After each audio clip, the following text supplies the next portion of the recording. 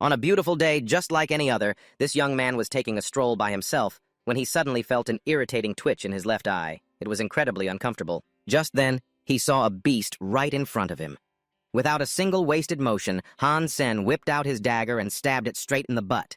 A piercing scream rang out. It quickly drew the attention of countless passers-by, and the beast began to transform into a woman. Han Sen's dagger was now lodged squarely in her rear end. What an incredibly awkward sight. Isn't that Qin Xuan? To get stabbed in the butt in broad daylight?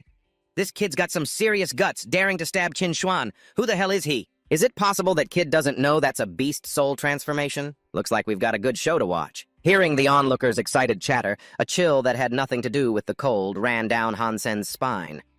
The woman before him was Qin Xuan, the most powerful and influential person in this steel armor shelter. This was likely the first time Qin Xuan had ever been poked in the butt in public, so she was both furious and mortified, stammering you for what felt like an eternity, unable to form a complete sentence. How dare you? You dare poke my butt? Being turned into a laughingstock in the middle of the street like this? Finally, Qin Xuan's fury exploded. But before she could even make a move, Han Sen was surrounded by a group of tall, muscular men. This was to be expected. That woman was their goddess. How could Han Sen expect a peaceful outcome after poking their goddess in the butt? Han Sen was forced to his knees, facing Qin Xuan's tsunami of rage.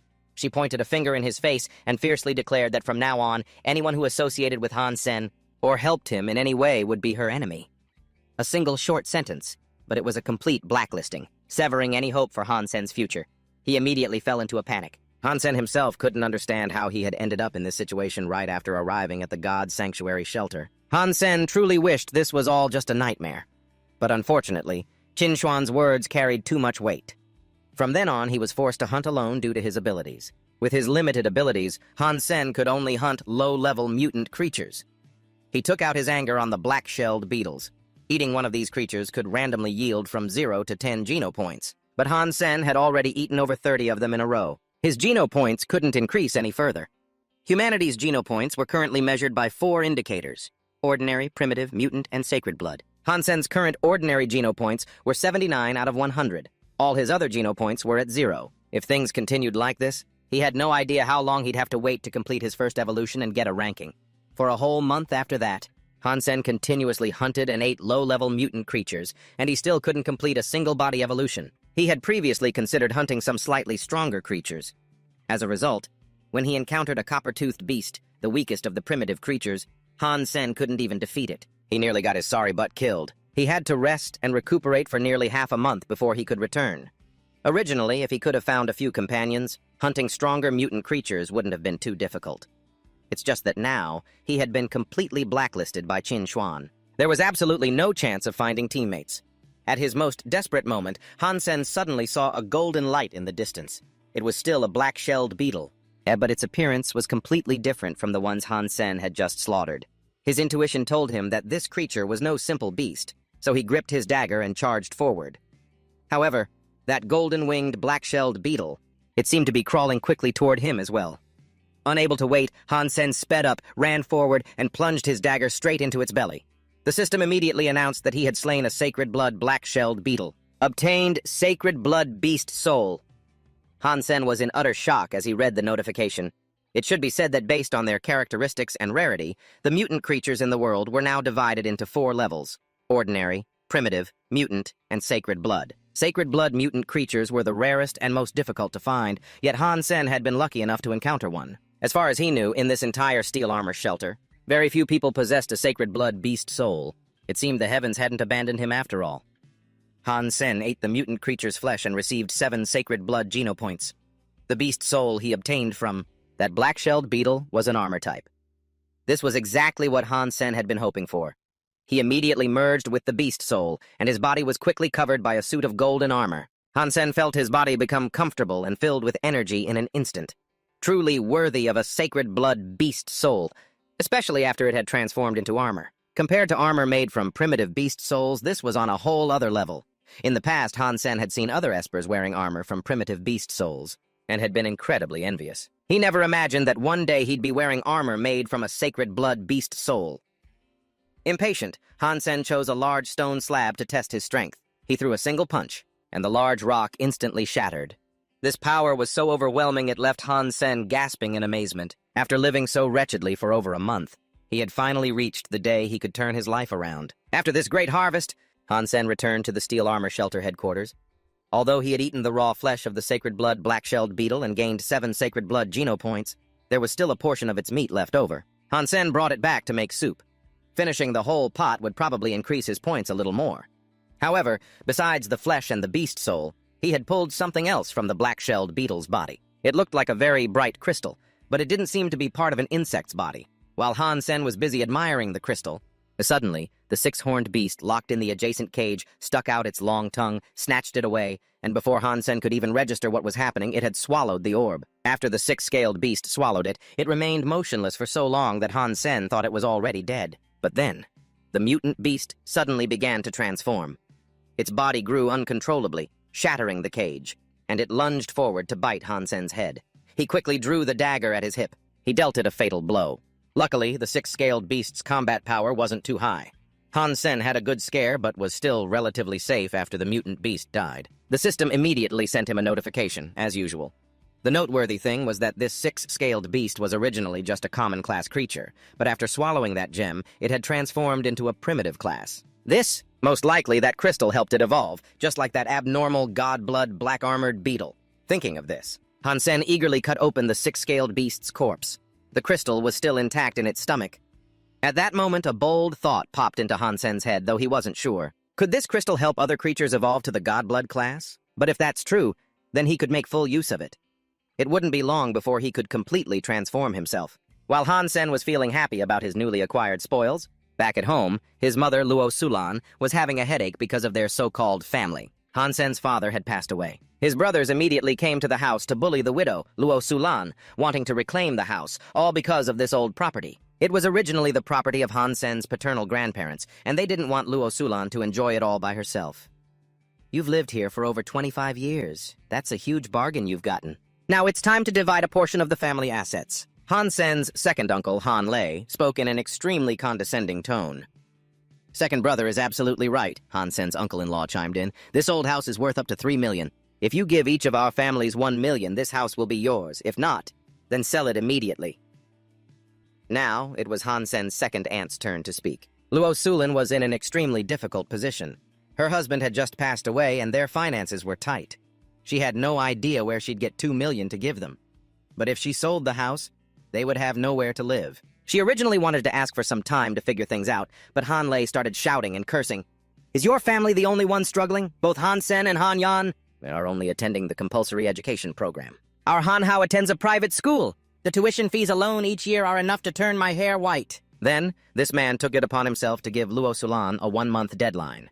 In 1 month, she either had to give each of their families 1 million, or sell this house and divide the money equally. Otherwise, we'll settle this in court. Then Han Lei's group left. Her face pale, Luo Sulan slumped to the ground. Just then, Han Sen arrived home for a visit. Although these people were truly his blood relatives, he could never consider them family. Before, when they were in debt for over 10 million, it was his father who stepped up to help them. Now, not long after he passed away, they shamelessly show up here, demanding money. The Starry Group wanted to swallow our family's company. If Dad hadn't stood up for everyone, argued with the Starry Group, and turned against them, how could he have passed away so mysteriously? Han Sen said, gritting his teeth in anger. Feeling helpless, Luo Sulan cried silently, repeatedly blaming herself for being useless, unable to even protect their old house. Seeing his mother like this, Han Sen's heart felt like it was being torn into 1,000,000 pieces. Mom, don't worry. I've already asked Uncle Jang. There's a solution. Just focus on taking care of little Yan. Just leave this matter to me. They won't be able to take this house from us. In Luo Sulan's eyes, Han Sen was just a kid who had recently graduated high school. But after a month at the Steel Armor Shelter, he seemed like a completely different person. He had become much more reliable. Since Han Sen said so, she had no choice but to swallow her tears and trust her son. As for Han Sen, he had no intention of letting those ungrateful bastards who bullied his mother and sister get off so easily. After that, Han Sen said goodbye to his mother and sister and headed to the teleportation station, preparing to return to the Steel Armor Shelter. At the station, one could easily overhear information about rising stars. For example, Chairman Zhao Yalong of the Zhao Group had completed his 3rd evolution and was qualified to enter the 4th God's sanctuary, achieving the rank of demigod, or the young genius Lan Gi, who used 100 mutant genopoints to enter the second god's sanctuary. Previously, these concepts of the evolved, surpassers, and demigods were all beyond Han Sen's reach. But now he had that mysterious crystal. He could probably reach that stage as well. He now had God Blood genopoints, but reaching 100 God Blood genopoints to evolve in such a short time was still too difficult. For now, Han Sen just wanted to earn 100 primitive and mutant genopoints. With that in mind, he headed straight for Windfall Valley. Han Sen planned to quickly earn enough money, 2 million yuan, to shut those ungrateful relatives up. By the time he reached Windfall Valley, Han Sen was still filled with regret. If he hadn't cooked the corpse of that sacred blood black-armored beetle into a soup, he definitely could have sold it for 1 to 2 million. Who knew that something like this would happen right after he ate it? During the hunt that day, the first creature Han Sen encountered was a primitive class Gale Mantis. This species' defining characteristic is its lightning-fast speed, attacking with its serrated sickle-like forelegs. Its fatal weakness was its waist. Han Sen had no reason to pass up this primitive class mutant beast, so he quickly launched an attack. At first, he struggled a bit because the Gale Mantis's speed and attack power were truly formidable. However, with that God Blood Beast soul armor, the Gale Mantis couldn't even scratch him. Han Sen still held the upper hand and eventually took his opponent down. After this, Gale Mantis was killed. An entire swarm of Gale Mantises charged out from nowhere and attacked Han Sen in unison. It seemed they had mobilized their entire force, but Han Sen didn't know the meaning of fear. The more he fought, the more fired up he got, eventually wiping them all out. At the same time, at the entrance to Wind Wailing Valley, another Esper appeared. It was one of Qin Xuan's subordinates, a rich kid named Su Xiaoqiao. Despite being filthy rich, Su Xiaoqiao was just a bootlicker who wanted to be praised by Qin Xuan. He wasn't afraid to get his hands dirty hunting mutant beasts. However, after entering the valley, Su Xiaoqiao realized something was wrong because there wasn't a single Gale Mantis in sight. At first, he thought some team had already swept through the area. But on closer inspection, it didn't look like a group had passed through. Then, Su Xiaoqiao spotted some bloodstains. As he went deeper, he saw large pools of blood. From the bloodstains, you could tell that a fierce battle had just taken place here. Driven by curiosity, Su Xiaoqiao ventured even deeper.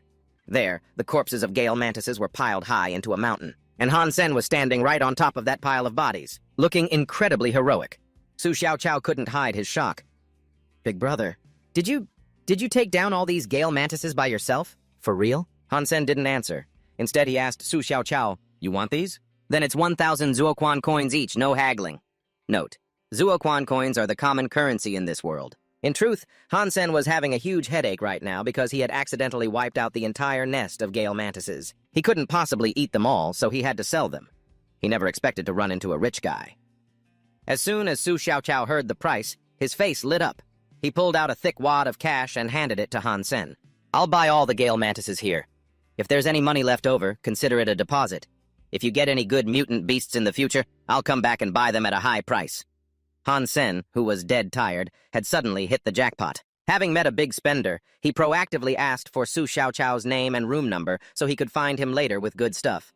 "My name is Su Xiaoqiao, and my room number at the Steel Armor Shelter is 1046. What about you?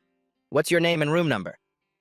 Of course, Han Sen wasn't foolish enough to reveal his information to the other guy. After all, in this Steel Armor Shelter, he was an outcast hated by everyone. Han Sen took the money and left. He didn't forget to promise he'd find Su Xiaoqiao later with good stuff. "Gold coins, I only recognize gold coins," Han Sen said. He never thought Su Xiaoqiao would be such an idiot. The guy said he only recognized gold coins. But he interpreted it as Han Sen's name being Gold Coin. Feeling that he shouldn't address a master by his full name, he started calling him Brother Coin. Brother Coin, I'll be waiting for you. You have to come, okay?" After parting ways with Su Xiaoqiao, Han Sen went to the territory of the bronze-toothed beasts to continue hunting. He'd accidentally wiped out the Gale Mantis swarm just now, so he had to learn from that experience. He had to leave one alive to use that crystal on it. The bronze-toothed beast was also a primitive-class mutant beast. Han Sen killed one after another, and finally obtained a beast soul. The beast souls of the bronze-toothed beasts were highly sought after.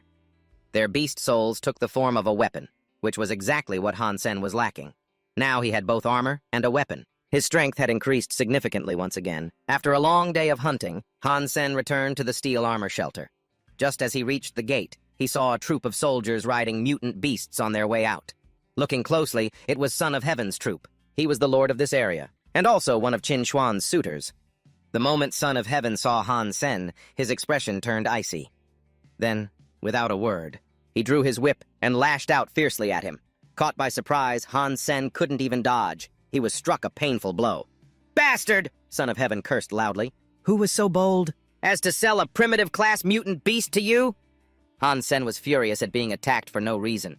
But the gossiping bystanders knew at a glance that Son of Heaven was getting revenge. It was because Han Sen had poked his goddess's butt before. Here in the steel armor shelter, no one was crazy enough to confront him, so no one dared to speak up for Han Sen.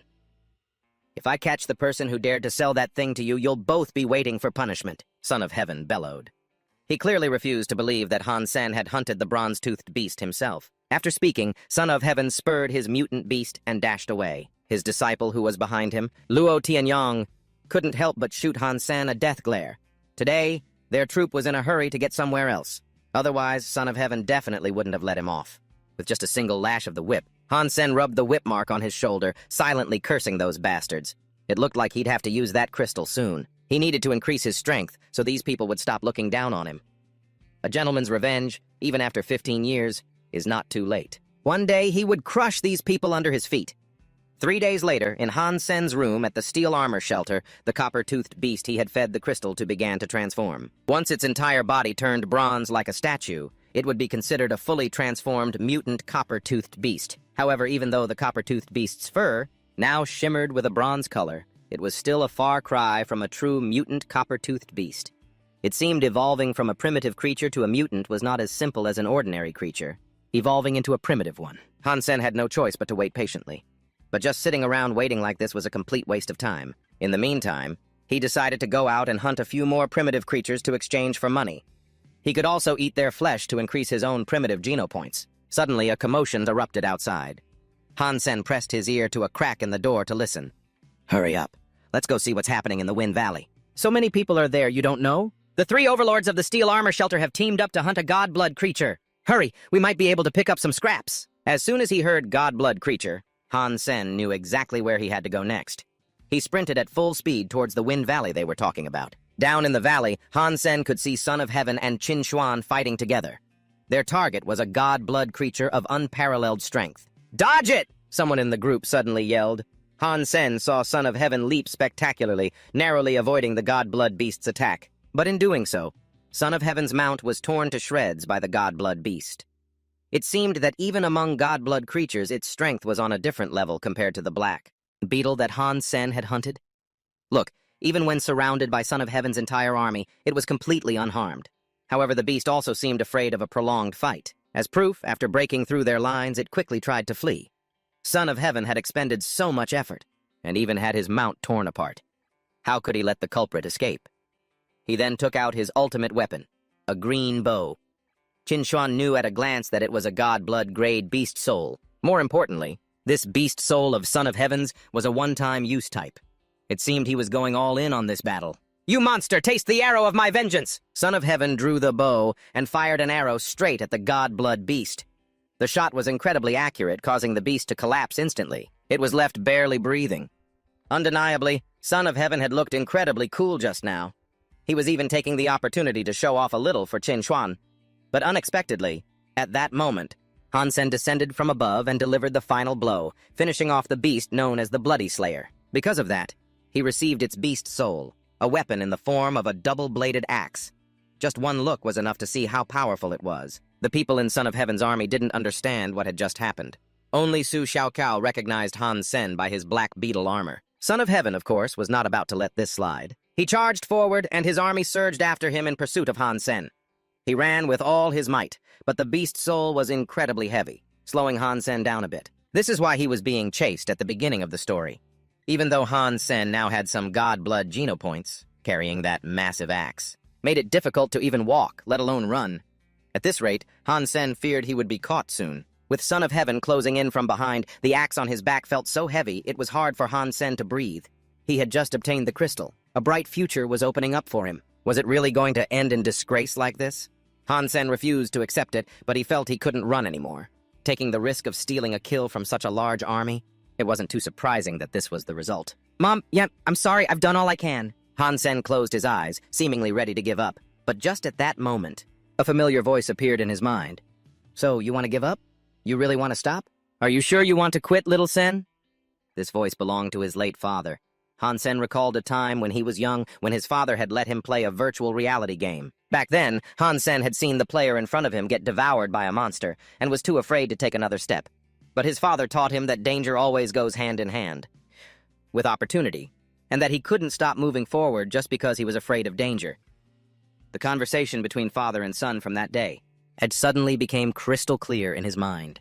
His father had once said that evolution, by its very nature, is a risky process for all living things. Only by constantly pushing forward, constantly shedding blood, could one become stronger. In the game back then, they were surrounded by monsters from all sides. Han Sen's father had said that in reality there would come a day when he, too, would find himself cornered, with no way out, besieged on all sides. If you want to live, you have to become strong.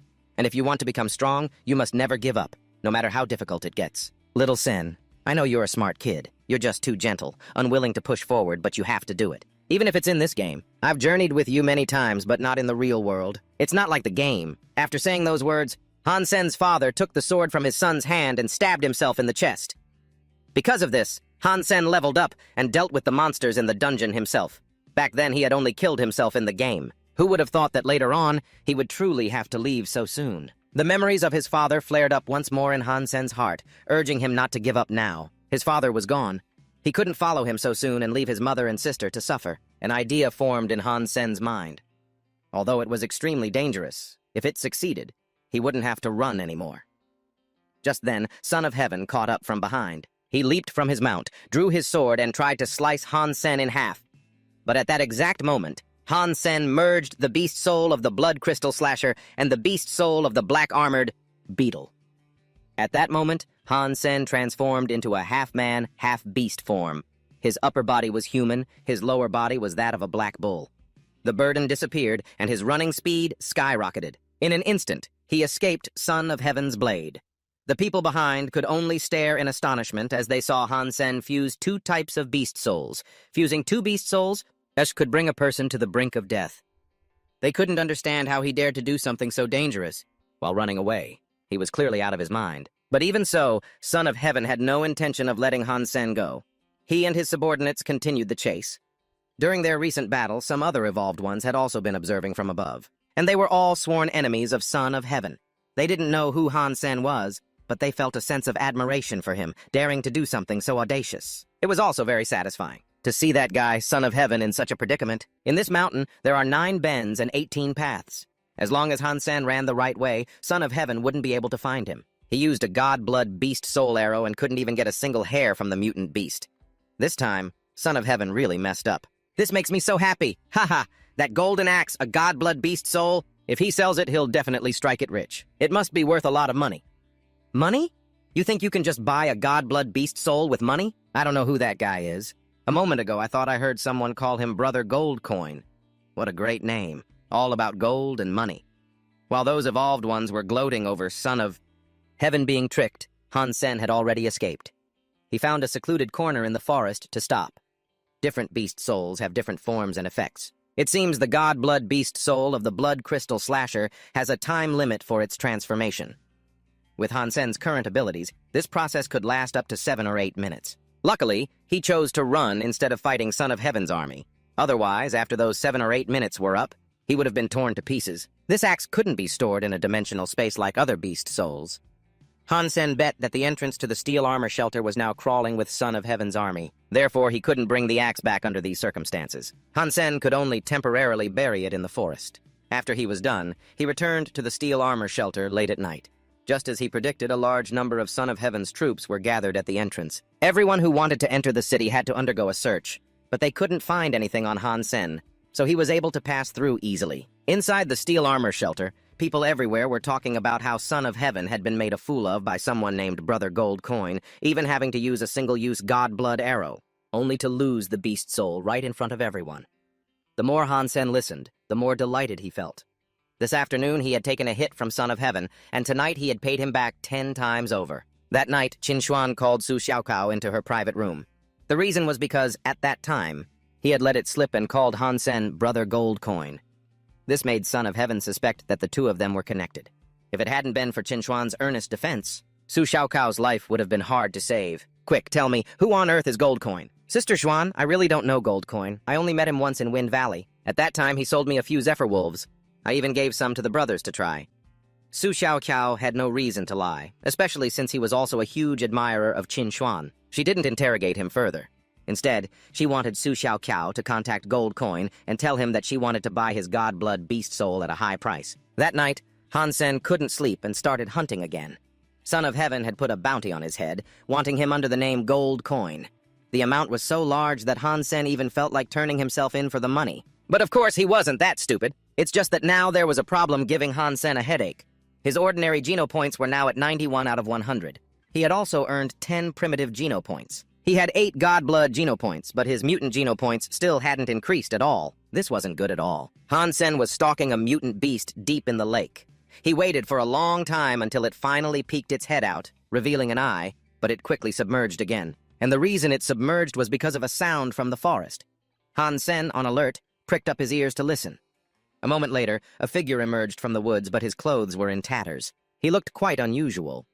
This person also quickly noticed Han Sen's presence and asked him where this place was. He also said he was from Glory Shelter. This is Steel Armor Shelter north of the Kellis Mountains. I don't know where this Glory Shelter you're talking about is, Han Sen replied to the man. Hearing him say that, the man's expression darkened slightly. Steel Armor Shelter.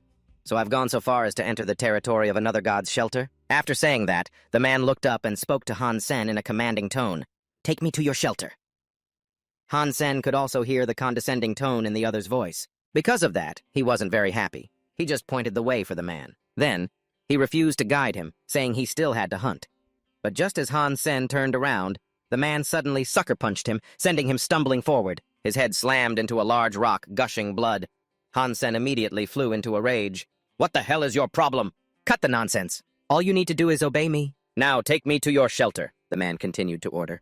Han Sen couldn't take it anymore and summoned his beast soul weapon, wanting to fight the man to the death. His furious appearance was very intimidating, but his opponent didn't seem the least bit scared. On the contrary, he seemed a bit contemptuous.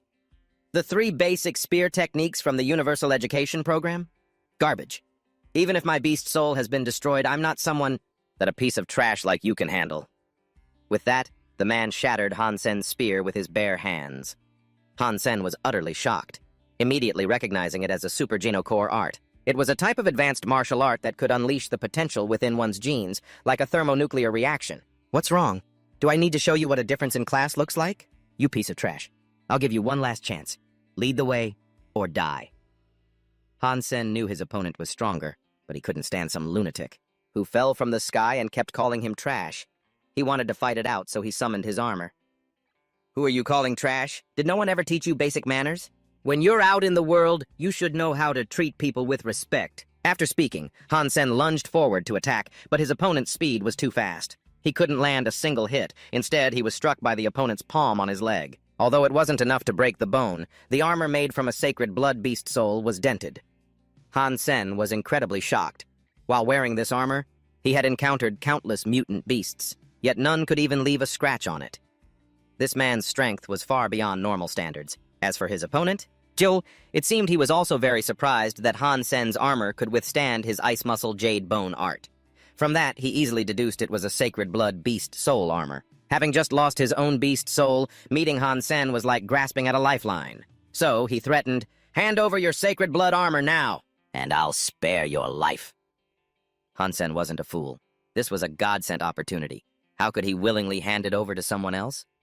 So Han Sen attacked once more. This time, he chose to deliver a straight axe kick from above, but unfortunately, his opponent blocked it. He even caught his leg and slammed Han Sen hard onto the ground.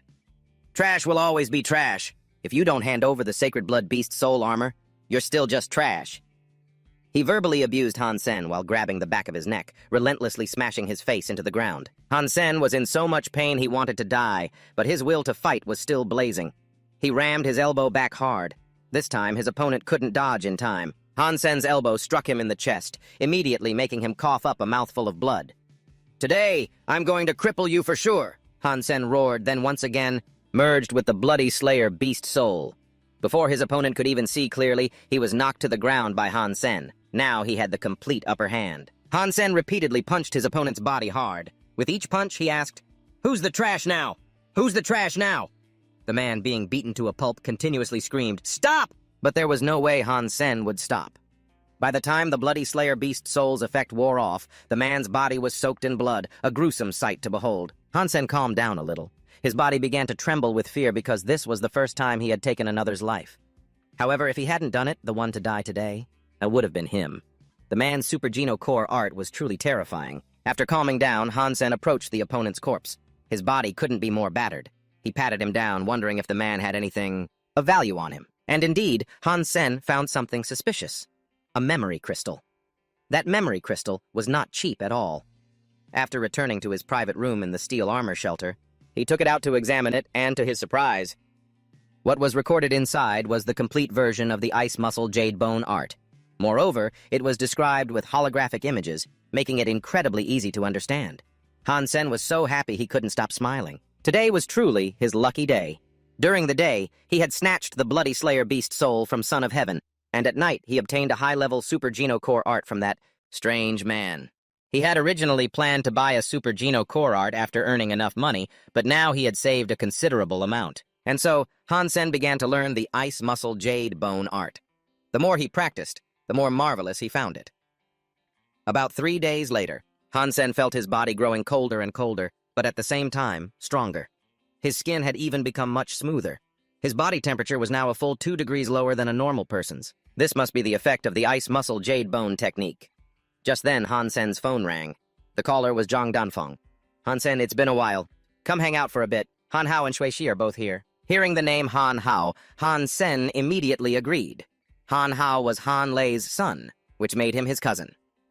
Although Son of Heaven's group was hunting for him everywhere, no one knew that Han Sen was Dollar, so going out for a bit should be fine. Before long, Zhang Danfeng drove over to pick Han Sen up. On the way, Han Hao was rambling on and on to Shui Shi about the battle between Son of Heaven and Dollar, endlessly praising how cool Dollar was.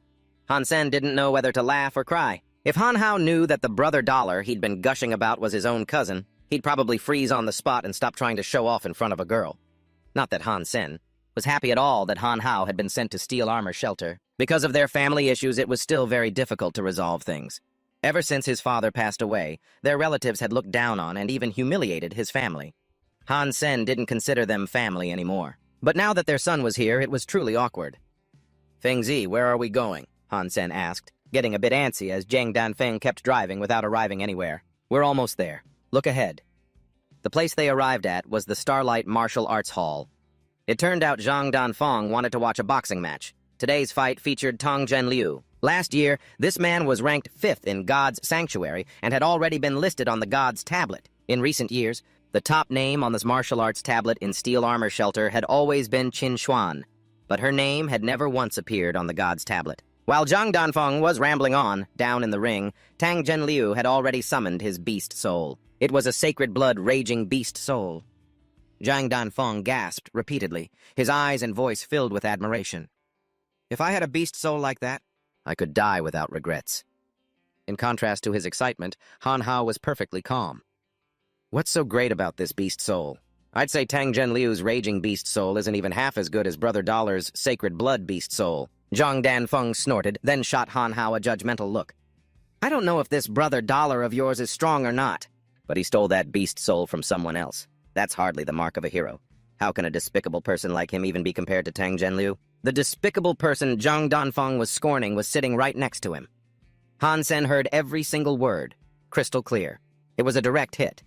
But he wasn't wrong. It's just that in that situation, only an idiot wouldn't have snatched the Bloodslayer beast soul, especially since Son of Heaven was his enemy.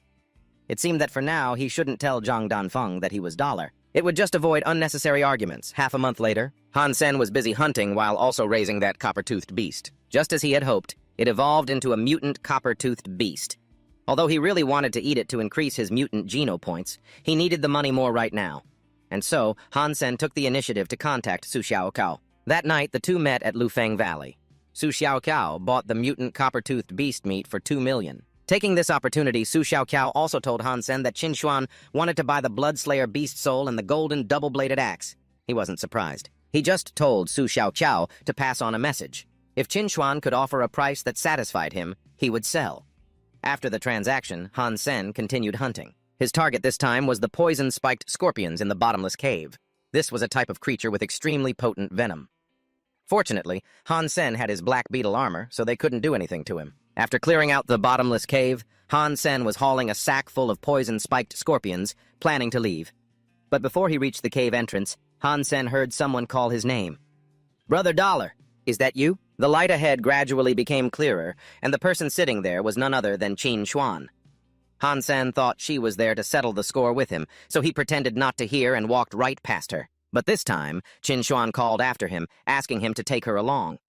Only then did Han Sen notice that her ankle was injured, and he also realized that Qin Xuan had no idea he was the bastard who stabbed her in the butt not long ago. With this full-body armor, he didn't have to worry at all about being discovered. If that was the case, Han Sen decided to seize this opportunity to get something good for himself.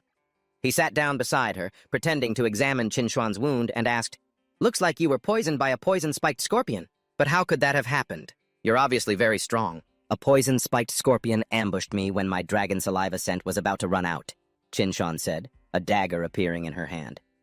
Han Sen recognized this weapon. "It's formed by the sacred blood poison heart butterfly beast soul. Don't even think about taking advantage of me. Your armor can't block this."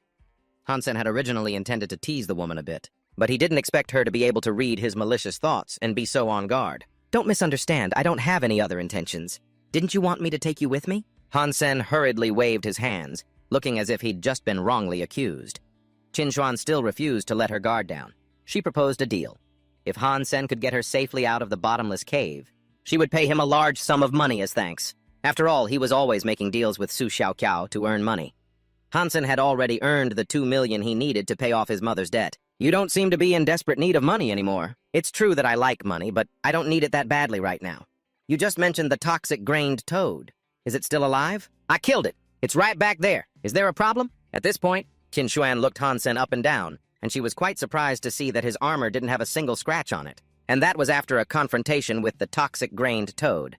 As for Han Sen, he agreed to take Qin Xuan out without asking for money. In return, Han Sen wanted a mutant beast soul as payment, the toxic-grained toad that Qin Xuan had just killed. The two quickly reached an agreement.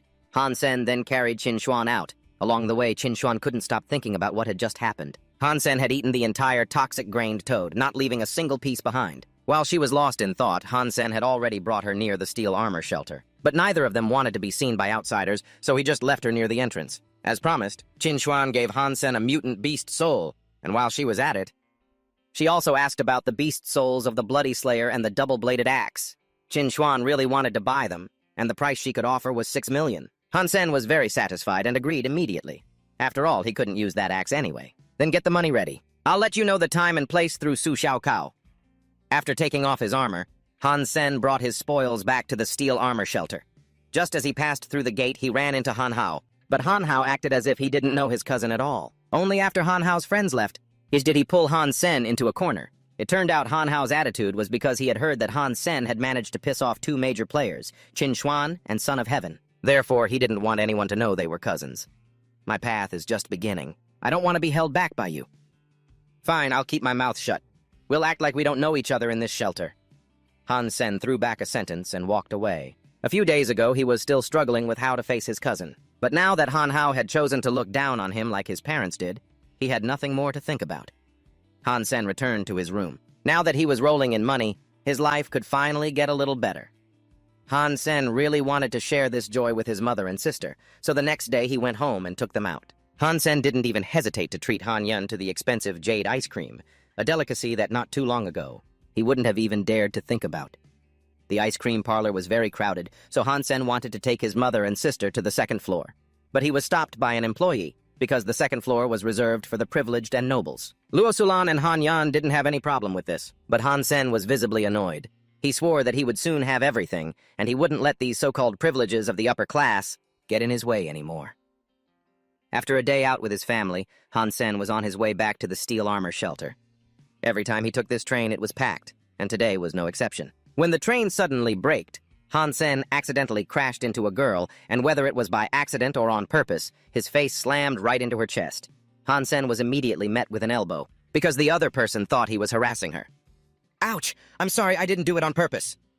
Han Sen clutched his face, trembling from the pain. When the distance between them widened, he realized the person he had just bumped into was Qin Xuan, and she had also recognized him as the pervert from last time. This time, not even the Yellow River could wash away his sins. A leopard never changes its spots. I thought you were just an idiot last time, but I never expected you to be such a disgusting person. Qin Xuan gritted her teeth and yelled. The people around them also began to criticize Han Sen, thinking he was using the accident as an excuse to harass Qin Xuan. Han Sen wanted to explain that the train had just braked suddenly. That's why he lost his balance. But how could Qin Xuan believe someone with a prior record like him? Just then, the train arrived at the station. Qin Xuan had no intention of letting Han Sen off so easily. You think I'm going to let this go so easily? Aren't you heading to the steel armor shelter? I'll be waiting for you there. After saying that, Qin Xuan got off the train first. Han Sen stuck his head out and saw 2 lines of people waiting neatly to greet her. And more importantly, they were calling her Station Master Qin. Han Sen felt as if he had been struck by lightning. If Qin Xuan was the master of this teleportation station, then she could totally find out. When he entered and exited the station, holding his every move in the palm of her hand, Han Sen clutched his head and endlessly cursed his terrible luck. Then he started thinking of ways to guard against Qin Xuan. Once the secret that he was Brother Gold Coin was revealed, he wouldn't even be able to dream of a peaceful life anymore. As for Han Sen, upon returning to the steel armor shelter, he immediately ran into Luo Tianyang's group. What's more, Luo even wanted to drag him along on a hunt. At first, Han Sen wanted to refuse to avoid the trouble, but Luo Tianyang insisted on dragging him along. The whole group went to the mountain range just like that. It seemed Son of Heaven had spent a large sum of money to organize a massive hunt.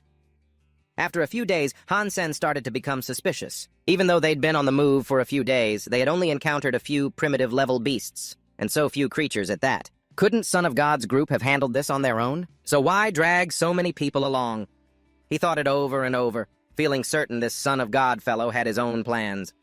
Sure enough, it wasn't long before the group arrived before a cliff face. In front of them was a giant pit. Luo Tianyang ordered the mercenaries to lead the way, and Han Sen, the one they labeled the ass freak, was among them. Han Sen was extremely reluctant, heading straight into the deepest part of the mountain range. Just the sound of it told him how dangerous it would be. He really had no idea what Son of God was planning. But in the end, Han Sen and the other mercenaries still had to act as vanguards and clear the way. Inside, the pit was bottomless. They walked on, but still couldn't see the end. The man carrying the torch at the front had wanted to move slowly, sensing danger ahead. Unexpectedly, Luo Tianyang, from the rear, relentlessly whipped them. He lashed out at them furiously, shouting as he struck, "Why are you so slow? Dawdling like a bunch of women! Hurry up! Don't you want your bonus anymore?" Urged on by Luo Tianyang, the group's pace quickened a little. They came to a wide river with no way to cross. Luo Tianyang then threw a few items from his hands. As soon as they hit the water, they transformed into large, inflatable boats. No matter how Han Sen looked at it, it was clear they had prepared this in advance. What on earth was waiting for them on the other side? What was stranger was that Son of God's group didn't get on the boats. While he was lost in thought, the water's surface suddenly churned, and from the depths, a giant creature abruptly shot up. It sent the inflatable boats rocking violently. Son of God, standing on the shore, looked incredibly smug. "So, you've finally shown yourself." The crimson-scaled black serpent. The appearance of the crimson-scaled black serpent cost several people their lives. Han Sen knew right away that bastard Son of God had no good intentions. He was clearly using them as bait for the beast.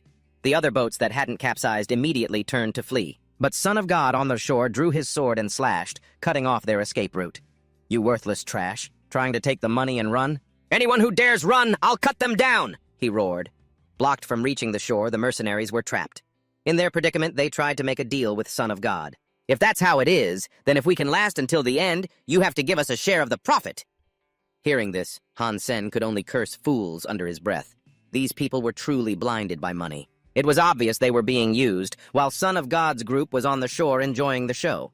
There was no way they'd share any profits. He was clearly leading everyone to their deaths. Son of God wanted to use human lives to fill the beast's stomach and drain its energy so that his group could cross the river safely. Han Sen felt extreme contempt for the man. He had just started to get ahead in life. He couldn't let himself die over something so ridiculous. Han Sen tried to paddle his boat as fast as he could, but he was no match for the speed of the crimson-scaled black serpent. Very quickly, his boat was rammed and overturned by it. The moment he fell into the water, Han Sen put on his black beetle armor. He couldn't have done it before, because if anyone saw, his identity as Gold Coin would be exposed. But once he was in the water, it was perfectly fine. Han Sen swam as fast as a speedboat, but the others weren't so lucky. There were 34 people at the start. Now only 7 were left, barely clinging to life. Seeing this, Luo Tianyang flashed a satisfied smile. Son of God, it looks like that crimson-scaled black serpent is full now. We can probably cross the river now without much danger. Showing no shame for their horrific actions, the whole group began to cross the river. On the other side, Son of God found what he was looking for, the eggs of a god-blood creature. And what's more, there were 2 of them. Just the thought of his god-blood gene points about to skyrocket was enough to make him grin from ear to ear. They wanted to take the serpent eggs and leave quickly. But that crimson-scaled black serpent wasn't about to let humans touch its children so easily. It rose from the riverbed once more. Son of God drew his sword and charged forward. Behind him, Luo Tianyang and his other followers rushed up to provide support. They threw 2 unfortunate mercenaries into the monster's mouth and fled. Son of God thought that was the end of it, but unexpectedly on his way out, his path was blocked by Han Sen. To be precise, it was Han Sen in his gold coin identity who blocked his path. Son of God was so happy holding the god-blood creature's eggs that he was beaming. Caught off guard, he was ambushed with a punch that made him see stars. Han Sen caught the 2 eggs and took off. Outsmarted by Han Sen yet again, Son of God could do nothing but scream curses. On the other hand, Han Sen was ecstatic, because although he was lucky to escape the river monster's jaws, he never imagined he would get his hands on something this good. However, as he was fleeing, Han Sen's path was blocked by a great serpent. It seemed the crimson-scaled black serpent wasn't the only one here. In front of him was a monster, and behind him, Son of God's group was in hot pursuit. Han Sen was cornered once again. A wicked idea popped into his head. Han Sen focused his strength and cracked one of the eggs. Then he threw it to Son of God. "Catch! 1 for each of us! Let's put our feud aside for now and team up against the great serpent first!" Son of God instinctively caught the egg. But he had no desire to team up with Han Sen. He wanted to take his life. Blinded by hatred, Son of God completely failed to notice that the egg was cracked. It wasn't until Luo Tianyang called out to him. But at that very moment, the great serpent went berserk and lunged at him. Son of Heaven had to use all his strength to fend it off. Seizing the opportunity, Han Sen managed to escape. He returned to Steel Armor Shelter in high spirits. Gold Coin had buried 2 of Son of Heaven's sacred blood beast souls. It doesn't take a genius to know how furious he must be. After eating that egg, Han Sen's sacred blood geno points had increased by 13. He was very strong now, but the moment he stepped into Steel Armor Shelter, Han Sen came face to face with his next problem. "It was Qinshuan. You're quite good at hiding. I haven't seen your face for 2 weeks. Did you really think I'd let you off the hook?" Having followed Son of Heaven's group for almost 2 weeks, Han Sen had completely forgotten that Qinshuan had sworn to settle the score with him once he got back to the shelter. The moment he saw Qinshuan, Han Sen's face went pale. He originally thought she would drag him out in front of a crowd to beat and scold him, but unexpectedly this girl was quite honorable. The place Qinshuan dragged Han Sen to was the combat room. Here, the 2 would fight one-on-one. If Han Sen won, Qinshuan promised to never bother him again. But Han Sen felt this was a raw deal. Qinshuan's sacred blood geno points were almost maxed out. Plus, she had trained in the military for so long. She also possessed countless high-level beast souls. Asking him to fight her was like telling him to just surrender. "Neither of us will use beast souls in this fight.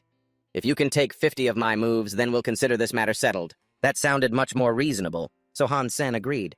He refused to believe he couldn't even handle 50 moves from a girl. Qinshuan stepped back and got into a stance. "You go first." As soon as she finished speaking, Han Sen rushed forward and landed a punch right on her face. He really didn't know how to treat a lady. Qinshuan staggered back a few steps and cursed. You despicable bastard!" Seeing her looking so disheveled, Han Sen frantically apologized. He had only wanted to end things quickly and get out of there. That's why he had struck so quickly. She hadn't even had time to fully prepare. Qinshuan wiped the blood from her nose, stood up straight, and was about to speak again. But before she could even get a curse out, Han Sen gifted her another punch. This time, it definitely wasn't unintentional. An opportunity this good, of course, had to be seized. Qinshuan's rage reached its peak. She charged at Han Sen and began unleashing a flurry of punches and kicks. The true strength of someone trained in the military was on another level. Plus, getting sucker punched twice only fueled her fury. She beat him until Han Sen could only cry and admit he was wrong. In the end, Han Sen took the full brunt of all 50 moves Qinshuan dished out. She didn't hold back at all, so when he returned, his face was swollen and bruised. This fight also made Han Sen realize his own strength was still that of an ant. It seemed he still had to train hard to become stronger. As for Qinshuan, after getting her revenge, her mood improved a little. However, she couldn't stop thinking about those 2 punches. After taking a shower, she went to rewatch the video of the fight. In her eyes, Han Sen's fist-fighting and close combat skills were truly terrible. However, those 2 explosive punches had been completely unexpected. At that moment, Han Sen had struck without any hesitation, as if he had transformed into an assassin. When he threw a punch, it was with his full power. This made it impossible for Qin Xuan to connect him with the usual stupid and clueless-looking Han Sen. Always putting on a disguise, then suddenly a one-hit kill? No, he's just a recent graduate. How could he be an assassin? Are his skills a natural talent, or did he get them through training? Qin Xuan was extremely curious. But no matter what, in her eyes, Han Sen was still a degenerate pervert, and she swore she would never forgive him. After a good night's sleep, Han Sen decided to take some extra classes. He went to the training center, which was divided into beginner, intermediate, advanced, and special classes. They taught everything from fist fighting and weaponry to soft kung fu and even super Geno arts. Han Sen thought for a moment, then decided to sign up for the devil possession class. The owner of the center looked him over for a moment, then asked doubtfully, "This isn't your average high-level martial art. Is your physical constitution up to par?" "Don't worry, 1,000,000 card," Han Sen said, pulling out a card and handing it to him. In reality, after practicing the ice muscle jade bone technique, his body had become much stronger. He was also much more agile. His father had once mentioned devil possession to him. He said it was super effective for dealing with women. That was the main reason he chose this course. He hoped that after practicing it, he could deal with Qin Xuan. But when he finally got the manual, Han Sen was stunned to realize he had wasted 1,000,000 coins. The old man taught things like how to wrap yourself around a woman, how to lock them in a hold, how to embrace them. It was utterly shameless. If Han Sen used this on Qin Xuan, it would only make her think he was an even more disgusting pervert. However, 1,000,000 coins was no small amount, so Han Sen decided to learn it anyway. "Qin Xuan, you'd better not provoke me in the future. Otherwise, I'll definitely use you for extra practice." Han Sen spent a few days at the center practicing devil possession.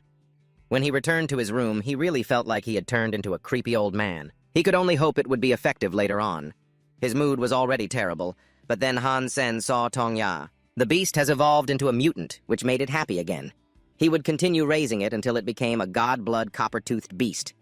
Besides, the god's son and his group had already given up on searching for the gold coins. It seemed to be due to a lack of clues, which was great news for Han Sen.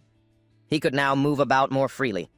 Everything was finally falling into place. He began to study the mutant beast soul he got from Qin Xuan. However, this beast soul seemed much smaller than he'd imagined. Normally, beast souls took the form of combat weapons, but the beast soul Qin Xuan gave Han Sen was a pet type. More importantly, this little black cat was tiny, and it was unclear if it had any combat power at all. Han Sen wanted to test it out, so he summoned the three-eyed black cat. It faced off against the three-horned scaly beast before him. His pet beast charged forward eagerly, but before it could even attack, it was sent flying back by the three-horned scaly beast. The test was a failure. Clearly, even though it was a mutant pet beast, it was completely useless. Well, actually, it did have a use. It knew how to meow and act cute. Han Sen realized Qin Xuan had totally played him. But now wasn't the time to settle that score. For today's hunt, he would have to rely on himself again. For the next few days, Han Sen continued to hunt. And of course, he had to do it all by himself, because that mutant three-eyed black cat was no help at all. It even ate more than he did. Normally, beast souls didn't need to eat or drink. If they were injured, you just had to recall them into your soul space to rest for a short while, and they would heal automatically. However, although this cat was no help in hunting, it was at least some amusing company for Han Sen. So, he decided to keep it, and gave it a name, Meow Jesty. While Han Sen and Meow Jesty were eating freshly roasted creature meat, a desperate cry for help suddenly echoed nearby. It was another ability user who was also out hunting. As soon as Han Sen saw what was chasing the man, he also took off running for his life. The man, seeing this, cried out in despair, begging him, "Hey, brother, don't run! I can give you money. However much you want, I'll give it to you." It sounded tempting, but Han Sen wasn't a fool. The things chasing that guy were savage beasts. Just one of them was enough to trample him to death, you know? And over there was a whole herd of them. Han Sen ran to a large cliff, quickly grabbed onto a vine, and scrambled up to safety. The other man begged him to pull him up. Han Sen did the good deed and finally pulled him up just as the herd of savage beasts arrived. The two of them panted heavily from exhaustion. Although they were safe for now, they still had to wait until that herd of savage beasts left before they could get down. "Friend, what on earth did you do to lead a whole herd of 100 rampaging savage beasts after you like this?" The man took out a pack of cigarettes, lit one, and offered one to Han Sen. Han Sen recognized at a glance that this brand was very expensive. The man's status was clearly not ordinary. He took a cigarette and started smoking. "I was in a hurry to get somewhere, and my beast soul was killed. I was so hungry I thought I was gonna die, so I went looking for a small savage beast. By the way, brother, what should I call you?" Han Sen introduced himself. The other man said his name was Lin Beifeng, then asked how far it was from here to Glory Shelter. If you're asking about the armored shelter, it would take a few days to get there. As for that Glory Shelter you mentioned, I have no idea. Hearing Han Sen's reply, the man seemed quite surprised. It looked like he had also wandered into the territory of another shelter. He then spoke up to reassure Han Sen, saying that once he returned to his own shelter, he would definitely pay him in full. All right then. But before that, it looks like we'll have to enjoy each other's company for a while, Han Sen said as he looked at the herd of savage beasts, which showed no sign of leaving. Lin Beifeng chuckled, then asked Han Sen if he had any food or water. His hunt had failed, so he hadn't eaten anything yet. Han Sen took out a cup of plain water and a piece of dried meat. Water is 10,000 a cup. Dried meat is also 10,000 apiece. Lin Beifeng seemed a bit surprised that Han Sen was charging such an exorbitant price, but Han Sen didn't even flinch. After all, where there's demand, there's supply. Lin Beifeng then whined and begged him to put it on a tab. He promised he could pay 4 times the amount after returning to the shelter. And so they ate and slept on the cliff for several days. That herd of savage beasts was as stubborn as mules. Not a single one would leave. Lin Beifeng was starting to lose his patience, but Han Sen was even more worried because the food and water he brought would only last a few more days. If this kept up, they'd starve to death. He came up with an idea: to climb to the top of this mountain to get to the other side. Han Sen was more agile than Lin Beifeng, so he volunteered to scout ahead. "Brother Sen, be careful! Don't leave me behind!" Han Sen finally reached the top of the mountain. He never would have dreamed that the first time he used his devil's transformation would be to climb a cliff. Still, the feeling was pretty exciting. However, when he reached the top, Han Sen saw a giant egg. A chill ran down his spine. Just what kind of creature could lay an egg this huge? A creature that could build its nest in a place like this, suspended between heaven and earth, couldn't be ordinary. It might even be a god-blood beast. Han Sen poked a hole in the eggshell and started drinking. It turned out this was the egg of a divine storm bird. However, just eating the egg wouldn't grant any god-blood genes. You had to eat its flesh to gain even 1 god-blood gene point. Han Sen was ecstatic. He quickly drank the entire egg dry before the mother bird could return. Down below, the herd of savage beasts had finally decided to disperse. Lin Beifeng let out a sigh of relief. Just then, Han Sen climbed back down. Seeing the sudden bulge in Han Sen's stomach, Lin Beifeng made a ridiculously clueless remark. "Brother Sen, are you pregnant or something?" Han Sen was speechless, so he explained how he'd accidentally found the Storm Divine bird egg. He had also saved a cup for Lin Beifeng, who was starving and was now being offered the egg of a god-blood creature. So how could he dare complain? He drank it all in one gulp. See, I wasn't lying, was I? It's a bit of a shame I didn't get any god gene points, though. After finishing the cup of the Storm Divine bird egg, Lin Beifeng grabbed Han Sen's hands and shook them vigorously, saying over and over that he was such a good person for sharing the egg of a god-blood beast with him. It was truly touching. Lin Beifeng also kept repeating that after he returned, he would repay Han Sen tenfold, whether with money or anything else. Seeing him being so enthusiastic, Han Sen couldn't help but give him a reminder. "Young Master Lin, my reputation in this steel armor shelter isn't very good. You'd be better off keeping your distance from me." "Who do you think I am?" Lin Beifeng immediately replied. "You saved my life, and you're an upright person. How could I possibly be so ungrateful? If anyone dares to be disrespectful to you, I'll teach them a lesson." Seeing that Lin Beifeng looked like he was about to pounce on him, Han Sen said, all right, we'll figure it out after we get back." Right after that, one of them returned to the steel armor shelter, and the other to the glory shelter. But Han Sen really liked Lin Beifeng's straightforward personality. He was worth befriending. After stepping out of the teleportation station, he was still feeling happy about the loot from his recent hunt. Not bad. Just then, he ran into Qin Shuan. It seemed she was there waiting for him, but he decided to play dumb. "New station chief, what a coincidence." Sen, follow me," Qin Shuan ordered. After learning Devil's Body transmission, Han Sen was no longer afraid of this woman, so he followed her. He was a confident man now, after all. The two of them went to the combat room again. Although he didn't know why this crazy woman was furious again, Han Sen decided he would make effective use of his 1 million yuan Devil's Body transmission. Without even shouting start, Qin Shuan launched a kick. Luckily, Han Sen dodged it, but he was still alarmed. "New station chief, why did you attack before shouting start?" "I learned it from you. Aren't you the one who always attacks people when they're not ready?" It seemed this time, Qin Shuan was determined to beat Han Sen to a pulp, but he managed to catch her next kick. Qin Shuan's thigh was grabbed tightly by Han Sen, who then slammed her hard onto the ground. "Station Chief Qin, does this count as my win?" Han Sen asked triumphantly. That Devil's Body transmission was really useful for dealing with women. As expected, Qin Shuan immediately flew into a rage, calling Han Sen a shameless bastard. Her anger had boiled over. she summoned her beast soul. Qin Xuan's beast soul was a fire lion. How could Han Sen possibly fight that? He turned tail and ran. "You're breaking the rules! Didn't we agree not to use beast souls?" No matter how loud he yelled, Qin Xuan had no intention of stopping. Her rage seemed powerful enough to blow away the entire steel armor shelter. Needless to say, Han Sen still lost this round. Even though Qin Xuan had indeed broken the rules, he was still inferior to her in physical attributes, close combat techniques, and experience. Han Sen had thought he'd gotten much stronger, but when faced with absolute power, he was still too weak. As for Qin Xuan, her mood wasn't much better, because Han Sen had forced her to summon her beast soul. This proved that he had become much stronger than last time.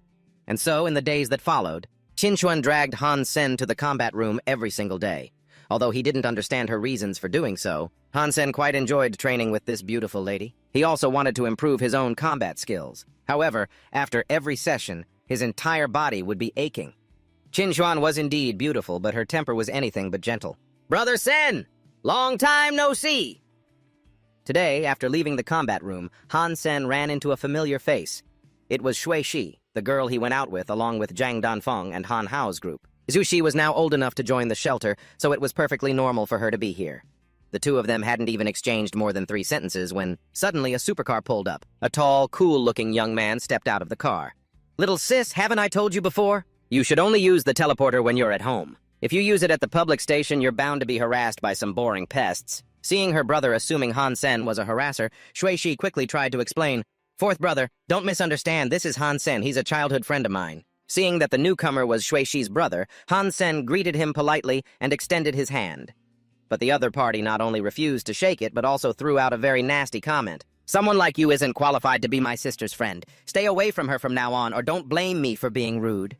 Shui Shi looked uncomfortable with her brother's rudeness, and Han Sen wasn't pleased either, being treated like an insect the first time they met.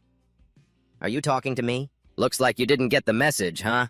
Shui Shi's brother sneered, then suddenly lunged forward. Han Sen realized his opponent was initiating a close-quarters fight. However, Devil's Body Transmission was the master of all close combat. Ever since he learned this skill, even Qin Xuan wouldn't dare fight him up close, yet this guy was serving himself up on a platter. Han Sen gracefully dodged his opponent's kick. Then he lunged forward, grabbed the guy by the collar with both hands, and with all his might slammed his opponent's large frame to the ground. Shui Ji's older brother couldn't help but curse. Han Sen, however, looked very pleased, just teaching the guy a lesson. Consider it a proper greeting between men. "You're so tall and strong, you should be fine, right?" After that, he didn't linger. Before leaving, Han Sen didn't forget to say goodbye to Shui Ji, saying they should get a meal together next time they had a chance. It was, of course, just a polite, empty invitation. However, Shui Ji's older brother actually took it to heart, such a special greeting gift. Oh, it would be terribly rude not to return the favor. "Shui Ji, in a few days, invite your friend over for a meal." By now, Han Sen had returned to his room at the steel armor shelter. Lately, because Qin Xuan was always clinging to him, he hadn't had time to go hunting in the mountains, so his income was too low. Therefore, Han Sen started browsing the web for a part-time job on the Extreme Night site. Although it wasn't an official website, you could still exchange intelligence and essential supplies, and it had quite a few followers. The first thing that caught Han Sen's eye was Lin Beifeng's name. He couldn't believe the guy was using his real name for transactions. On the site, Lin Beifeng was offering a high price to purchase beast souls and the flesh and blood of mutant creatures, but those items were very rare. They weren't easy to obtain, so Han Sen couldn't fulfill the request. Then, he saw another request, recruiting someone capable of single-handedly dealing with 10 primitive creatures to protect the employer during a fight. To put it simply, it was protecting a bunch of inexperienced kids on a hunt. This kind of job wasn't difficult, but it was very troublesome. Han Sen didn't really like it, but the daily wage was 10,000 yuan. Half a month of work could earn him 150,000 yuan. He was a slave to money, after all, so he immediately applied for the position. After job hunting, Han Sen continued his search for a suitable weapon. After all, his Blue Moon Crescent spear had been destroyed by that strange man last time. Han Sen quickly found a semi-alloy black samurai bow and alloy arrows. He didn't think he'd find something so good on this crappy website. What's more, this bow set had extremely high damage. The listed price should be at least 2 million yuan, but it had been posted on the forum for a long time, and still, no one had snatched it up. This black samurai bow was the soul of the apocalypse. In an official store, it was a high-end item listed for up to 6,680,000 yuan. Its maximum range could reach 800 meters. Paired with alloy arrows, shooting through steel armor from 300 meters wouldn't be a problem. The only thing was, it required a standard alliance, strength level of 7.0 or higher just to draw it. With the soul of the Apocalypse's ice muscle jade bone technique, Han Sen had already raised his standard to 8.0. He had also practiced archery quite a bit, so he really liked this piece of equipment. The only issue was he was short on cash lately, so he had to consider the price carefully. Han Sen first messaged the seller offering 1 million yuan, but he didn't get a response. Just as he was worrying that his offer was too low, he received a message. The seller agreed outright and even sent a trade link. Han Sen's spirits lifted immediately. The next day, the express delivery arrived. After unboxing his new gear, Han Sen was eager to test its power. The black samurai bow was truly not to be underestimated. A single arrow could decide the fate of the world. With this weapon in hand, Han Sen felt much more at ease. The next time he encountered the Son of Heaven or a god-blood creature, he wouldn't need to risk charging them head-on anymore. 3 days later, Han Sen bought 20 new lightning attribute alloy arrows and 20 light alloy arrows. In addition to the 6 arrows that came with the bow, this was more than enough to get by out there. He went to the interview location for the job. Only then did he realize that many people had already arrived before him. Han Sen was stunned. He thought they were only hiring one person. A crowd meant complications. Han Sen began to regret coming here. While he was debating whether to just leave, a few guys recognized him. "Oh, isn't that Qin Xuan's ass licker? He's even got a bow and arrows on his back, actually looks the part. You're not here because you also accepted the job to protect those young masters on their hunt, are you? I think the young masters will be the ones protecting him. Haha." While everyone was mocking him, Han Sen saw Han Hao standing not far away, staring at him with a cold gaze. With a cold expression, Han Sen calmly faced everyone. A young master with an arrogant smile spoke up, asking, "So you're the one they call the ass freak, huh?" Shamelessly, Han Sen replied calmly, "If you think I'm unsuitable, I can leave right now." However, young Master Yuan asked him to stay. "And protect us?" Seeing this, young Master Ching tried his best to dissuade him. "A Yuan, he's a butt freak." The others in the team agreed, speaking up. "That's right, young Master Yuan. Having him protect everyone, he can't do it. I'm afraid if we actually run into danger, he'll just run faster than all of you." No matter what anyone said, young Master Yuan stuck to his decision. "I've chosen him. You guys can go recruit a few more people. Contract." Han Sen took the contract and quickly signed his name on it. Zhang Danfeng, who was walking by, intentionally bumped into him and said contemptuously, "You butt freak. You're pretty lucky to meet a young master who's both rich and kind." Unfazed, he calmly replied, "My luck has always been good." Inside the forest, the wind rose, swaying the trees. A group of people walked calmly through the quiet woods.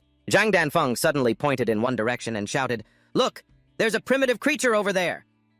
In the direction he pointed, the shadow of some creature did indeed flash by. Immediately, the whole group rushed forward to chase it. "Over here! Hurry up! Catch it! Protect the young master!" A hand gently touched the arrows on his back. Han Sen decisively fired an arrow. The arrow stuck straight into a tree, making everyone ask in confusion, "Hey you, where are you shooting?" After firing that arrow, he thought to himself, the Doomsday Soul truly is something else. But I just need to use a little more strength. At that moment, Zhang Danfeng approached him and said scornfully, "You can't even hit a target within 10 meters? And you dare to escort young Master Yuan?" Hearing this, he just replied, "I'm practicing." Receiving this answer from him, the guy sneered, "Practicing here with your skill level? Don't embarrass yourself like that." Han Hao appeared from nowhere and told Han Sen, "Don't tell anyone you know me." A while later, the group had arrived at a cave and were facing a monster. As for himself, Han Sen stood on high ground observing. Young Master Yuan looked at the monsters before him with excitement. "Good. 3 primitive black-spotted beasts. You guys don't need to act. We'll handle this ourselves." The men who followed to protect him heard this and replied, "Okay, then please be careful." Without hesitation, he enthusiastically attacked the monster. Watching this scene from above, Han Sen looked pleased. Actually, these rich kids have a lot of potential. They just need protection at the beginning, because they still lack a lot of experience. After many days of training, they improved quite a bit, easily dealing with the primitive creatures. A short while later, several primitive monsters had fallen to the ground. A voice full of emotion rang out, "Those who come from the Noble Academy are different. Their starting point is so much higher than someone like me who only finished standard education." On the other side, young Master Ching looked at the monsters he had taken down himself and laughed with satisfaction. "It's done! This is our achievement!" Suddenly, one of the monsters that wasn't dead opened its eyes. It quickly lunged towards young Master Ching. Han Hao, Zhang Danfeng, and another person heard the noise and turned around in shock. Young Master Yuan was also horrified to see his friend being pounced on by the monster, while young Master Ching was so scared he screamed, "A Yuan!"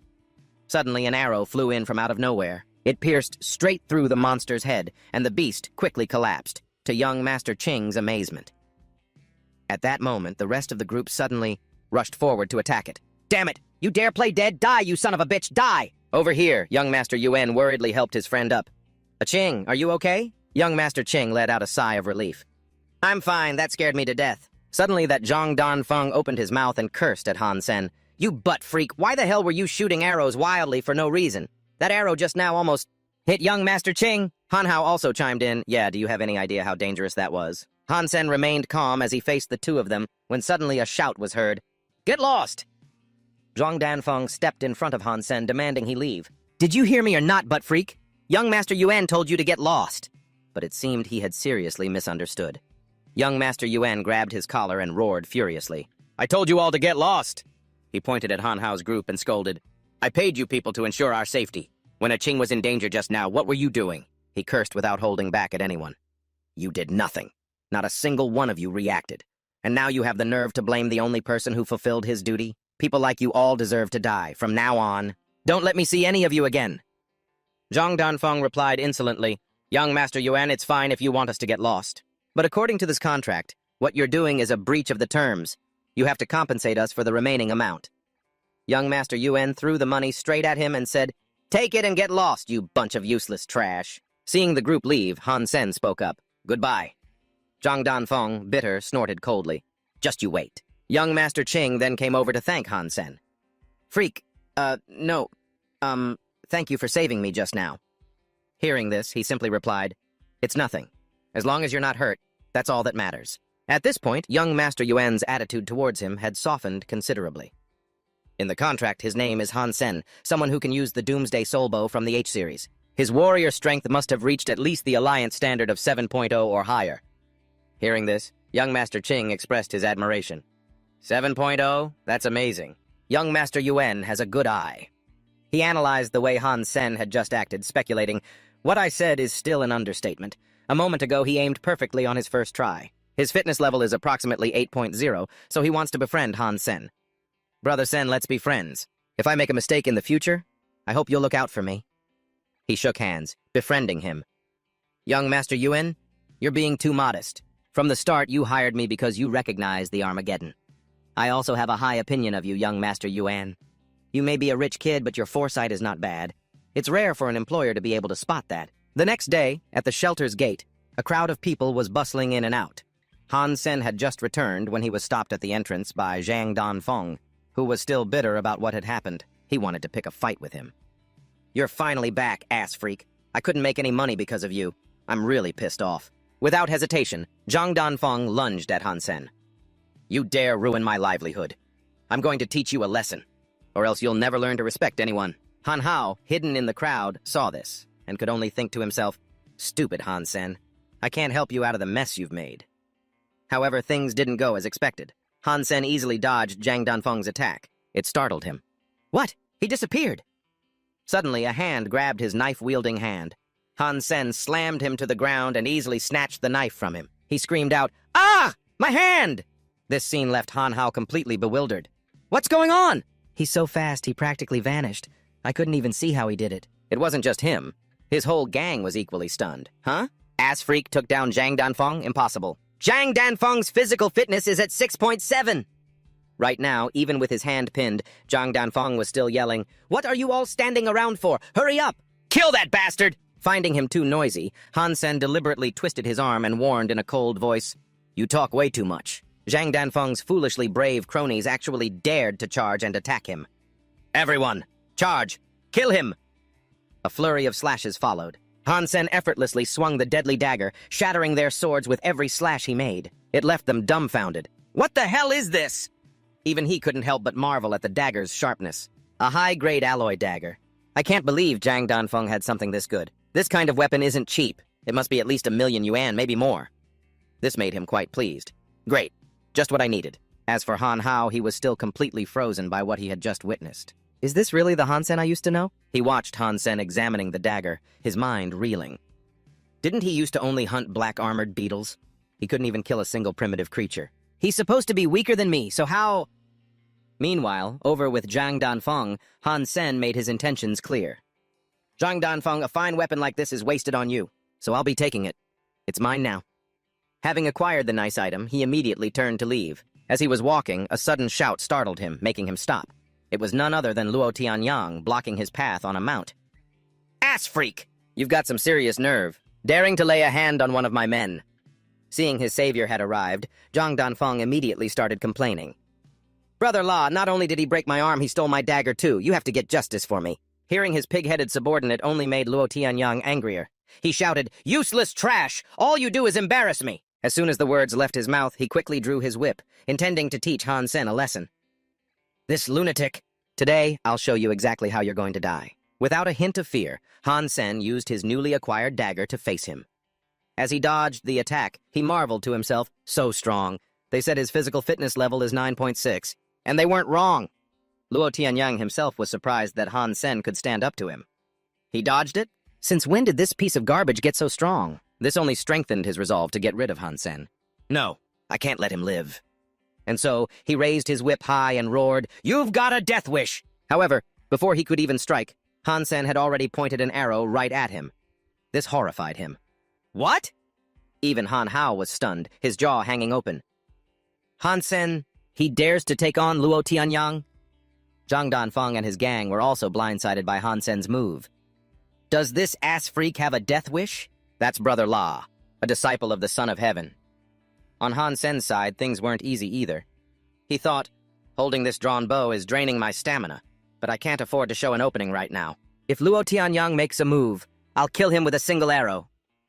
Suddenly, Qin Xuan appeared from out of nowhere and commanded, Han Sen, lower your arrow! Her presence made him wonder, Qin Xuan, what's she doing here? Qin Shen furiously pointed at Luo Tianyang and shouted, Luo Tianyang, you too! Put that whip away. Her words made Han Sen glance back. Then both of them quickly lowered their weapons. Luo Tianyang was the first to speak, trying to place the blame. Sister Qin, wait. The ass freak who harassed you before, he dared to attack me today. I have to kill him. Without saying a word, Qin Xuan suddenly struck, hitting the hand that was holding his whip. Her strike sent him sprawling to the ground. His worried teammates rushed to his side. Brother La, are you all right? She then turned and warned him, I will discipline my own people just fine. It's not for an outsider like you to stick your nose in. Then she ordered Han Sen. What are you just standing there for? Let's go, he mumbled in agreement. Huh? Oh, okay. A moment later, the two of them left under La Tianyang's furious gaze. His teammates started whispering among themselves, Qin Xuan says Meng is her man. Is that her type? The kind that falls over with a single poke? He's after her for that, isn't he? Ignoring his chattering teammates, La Tianyang cursed in anger. Damn it! I'm not letting this go so easily. Just you wait, Han Sen. The female officer followed Qin Xuan. After hearing what she said, he adamantly refused. Huh? You want me to join the God's Hand squad? No, not happening. But she insisted. Being able to use the Doomsday Soul proves your physical fitness isn't bad. You made an enemy of La Tianyang today. Without my protection, do you really think he'll just let it go? However, he still stuck to his decision. Station Head Qin, thank you for your kind offer, but I'll handle my own problems. But she continued to try and persuade him. In this entire steel armor shelter, only my God's Hand squad. Later, if you apply to a military academy, this will be a huge advantage. Hearing this, he said sadly, Who said I want to apply to a military academy? My physical constitution can't possibly reach 10. I don't meet the requirements. But of course, she didn't believe him and even tried to provoke him. Really? That's beyond an ordinary person, but for you, nothing is impossible. Qin Xuan's words made Han Sen wonder, What do you mean by that? She smiled smugly and replied, Although you don't look like anything special, you do have some real strengths. I don't care how strong you are. To me, making use of talented people is my top priority. Suddenly, he boldly asked her, Making use of people? What about what I did to you in the past? Aren't you angry? The moment he mentioned it, she flew into a rage, warning him, You dare mention that again? After calming down, she reminded him, If you don't go to a military academy and you don't have a noble title, when you reach the age of military service, you'll just be an ordinary soldier sent to the front lines as cannon fodder. Hearing that, he smirked and asked her in return, How do you know I can't obtain a high-ranking military position? In his mind, he proudly schemed, If I want to practice the ice muscle jade bone technique, I can use gene fragments to achieve a higher geno level. Then I can get a high-ranking position. I've got it all figured out. Suddenly, Qin angrily grabbed Han Sen by the collar and shouted, "I said you can't, and that means you can't! Are you asking for a beating?" Seeing her so aggressive, he could only force a smile and comply. All right. I understand I'll join the God's Hand Squad." At least that's what he said out loud. But in his heart, he was cursing her nonstop. Damn it, this woman has military connections. If she really decides to make trouble for me, my life will be very difficult. Later, he returned home and collapsed on his bed, wondering, it's been days since I've gotten any rest. I'm so tired. Why is Qin so desperate for me to join the God's Hand Squad? Is she plotting something? Suddenly, there was a knock on his door. Han Sen went to open it and asked, "Mom, what is it?" Luo Sulan spoke softly, asking, "Little Sen, I have something to do tomorrow. Could you take Yanran to school?" Hearing this, he smiled and asked, "Yanran is starting school already?" "Which one?" She replied gently, "You've been so busy at the shelter, I haven't had a chance to tell you. With the money from before, I enrolled her in St. Paul." Knowing his sister was enrolled in a good school, he was quite happy, really. "Besides the noble schools on our planet Luoja, St. Paul is the best. Go take care of your business first, Mom. I'll take her to school tomorrow." Seeing that he had agreed, she didn't say anything more. "All right, thank you, son." The next day, Han Sen took Han Yun to school. He gently reminded his little sister, "Yanran, I hear the environment at St. Paul is very good. Try to make friends with everyone, okay?" The little girl replied shyly, I don't dare. I'm too shy." Hearing this, he gently stroked her head and said, "It'll be okay. Just be sincere and slowly get along with everyone. If anyone bullies you, just call your big brother."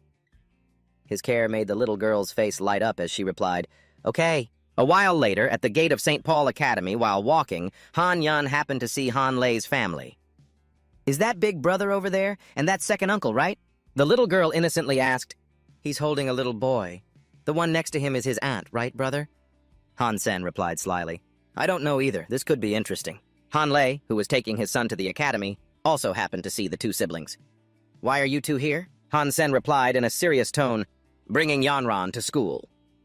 Hearing him say that, the man angrily handed the small child to the woman beside him and began to scold him. "St. Paul's tuition is very expensive, at least a few million. Your father controlled the company for so many years. He must have made a fortune from it," he continued, pointing a threatening finger at him.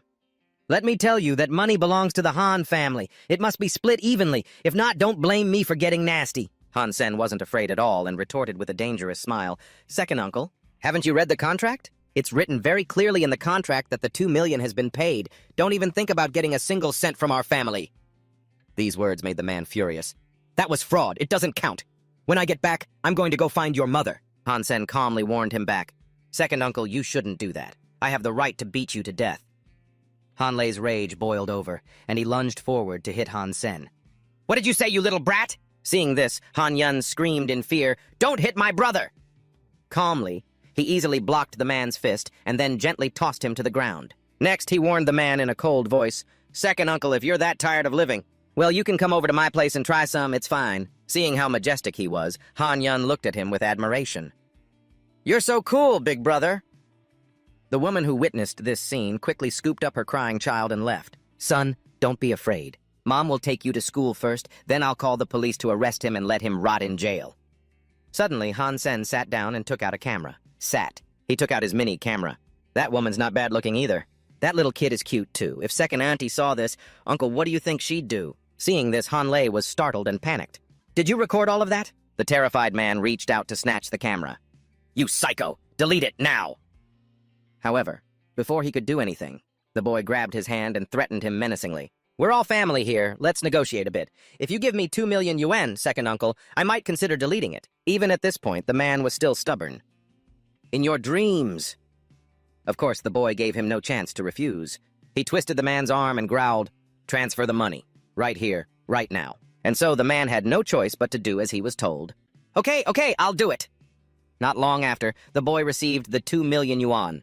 After getting the money, Han Sen immediately took Han Yun to school, not forgetting to warn Han Lei, "Second uncle, I'll delete the video, but it depends on what kind of mood I'm in. Also, don't come to my house looking for trouble, or you'll pay the price."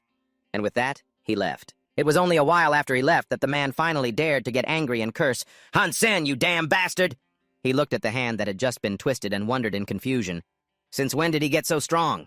It's like he's a different person. Later, after taking his sister to school, Han Sen walked along, wondering to himself, being harassed by second uncle.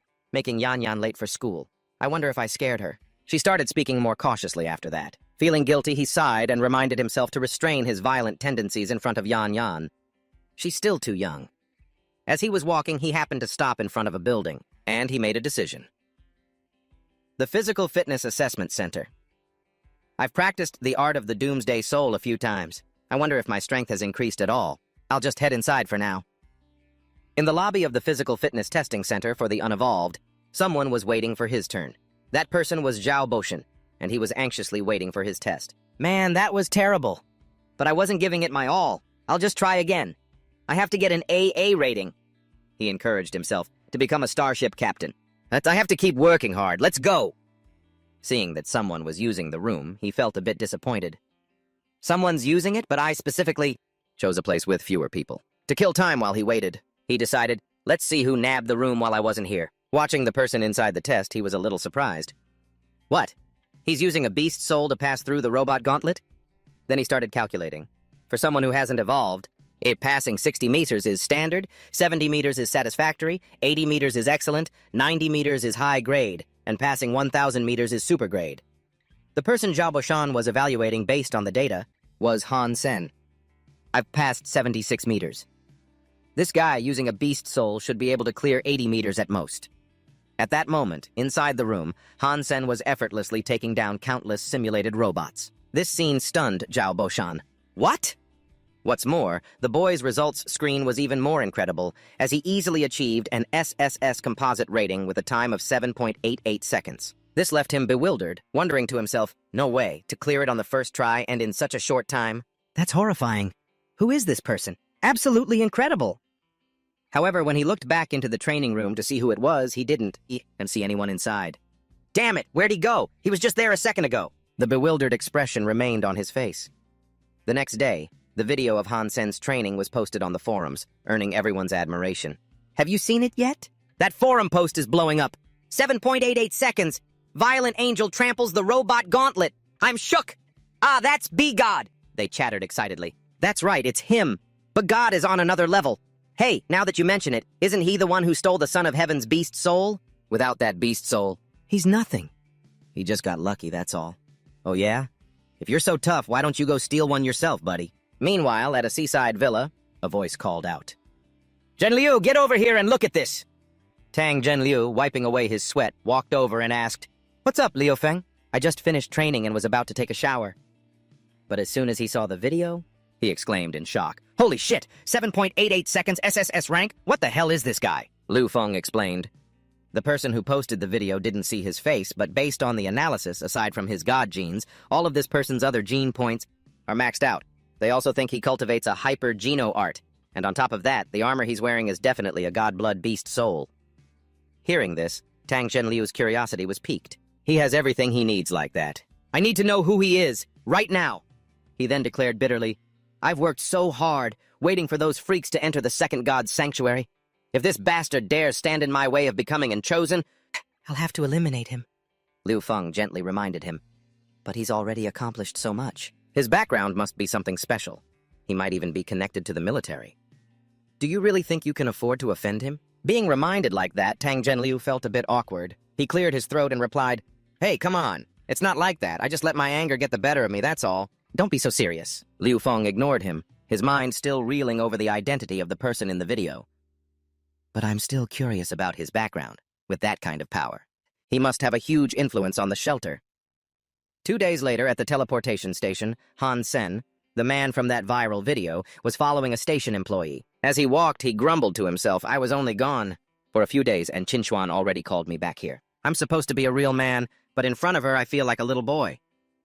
He recalled the day she called him back and gave him an earful. Stop running all over the place all the time. You're my man now. I have the right to know your whereabouts. He had tried to argue back then. I wasn't just running all over the place. Something came up at home. But she quickly cut off his explanation. She ordered him to forget the explanation, find Yang Manli, and join the God's Hand team. Hearing this, he immediately showed his reluctance. Huh? Do I still have to? What a pain. Of course, she didn't care whether he liked it or not. She just warned him. I'm heading to Starry Group. You'd better have this done before I get back. Hearing her say that, he became curious. Starry Group? Isn't that where the Son of Heaven is? He wondered to himself, and my father's death is connected to them. Why would Qin Xuan cooperate with them? Qin Xuan didn't answer Han Sen's question, only turning back to remind him. Do you understand? My intention is for you to join the God's Hand team. Under my watch, he won't dare to touch you. Hearing this, all he could do was chuckle and say, Station Chief Qin, you're really too kind. Thank you. Back in the present, as he thought about everything Qin Xuan had done for him, he confidently assumed, she's protecting me. Could it be that she likes me?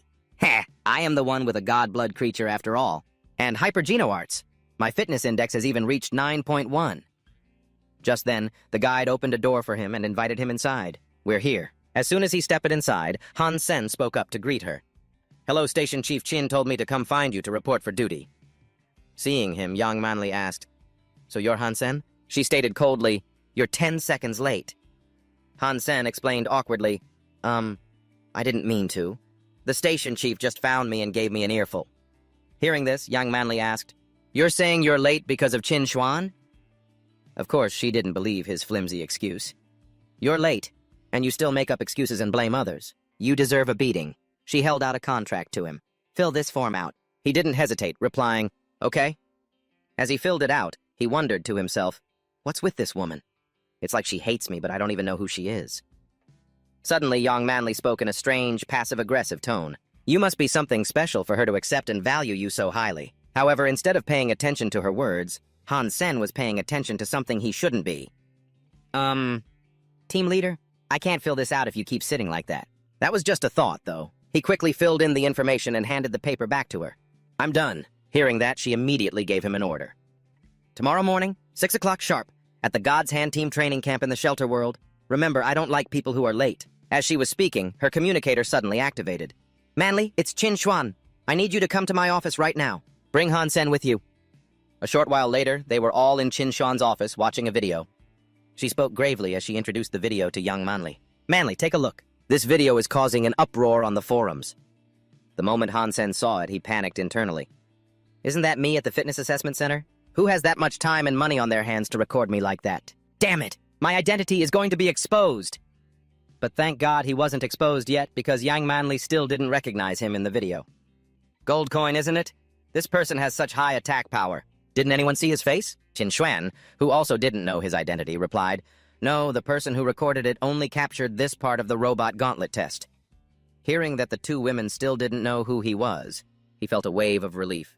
Oh man, that scared me to death. Phew, what a relief. Just then, Qin Xuan began to analyze what she saw in the video. From the video, we can see that Goldcoin is wearing beast soul armor and is also cultivating some kind of advanced hypergeno art. Then she made a proposal. There's another important piece of news. The footage in the lobby of the Fitness Assessment Center. It was filmed right here on Logia Star. We need to figure out a way to find him. This person would be a huge help to us. Hearing this, Yang Manli offered her opinion.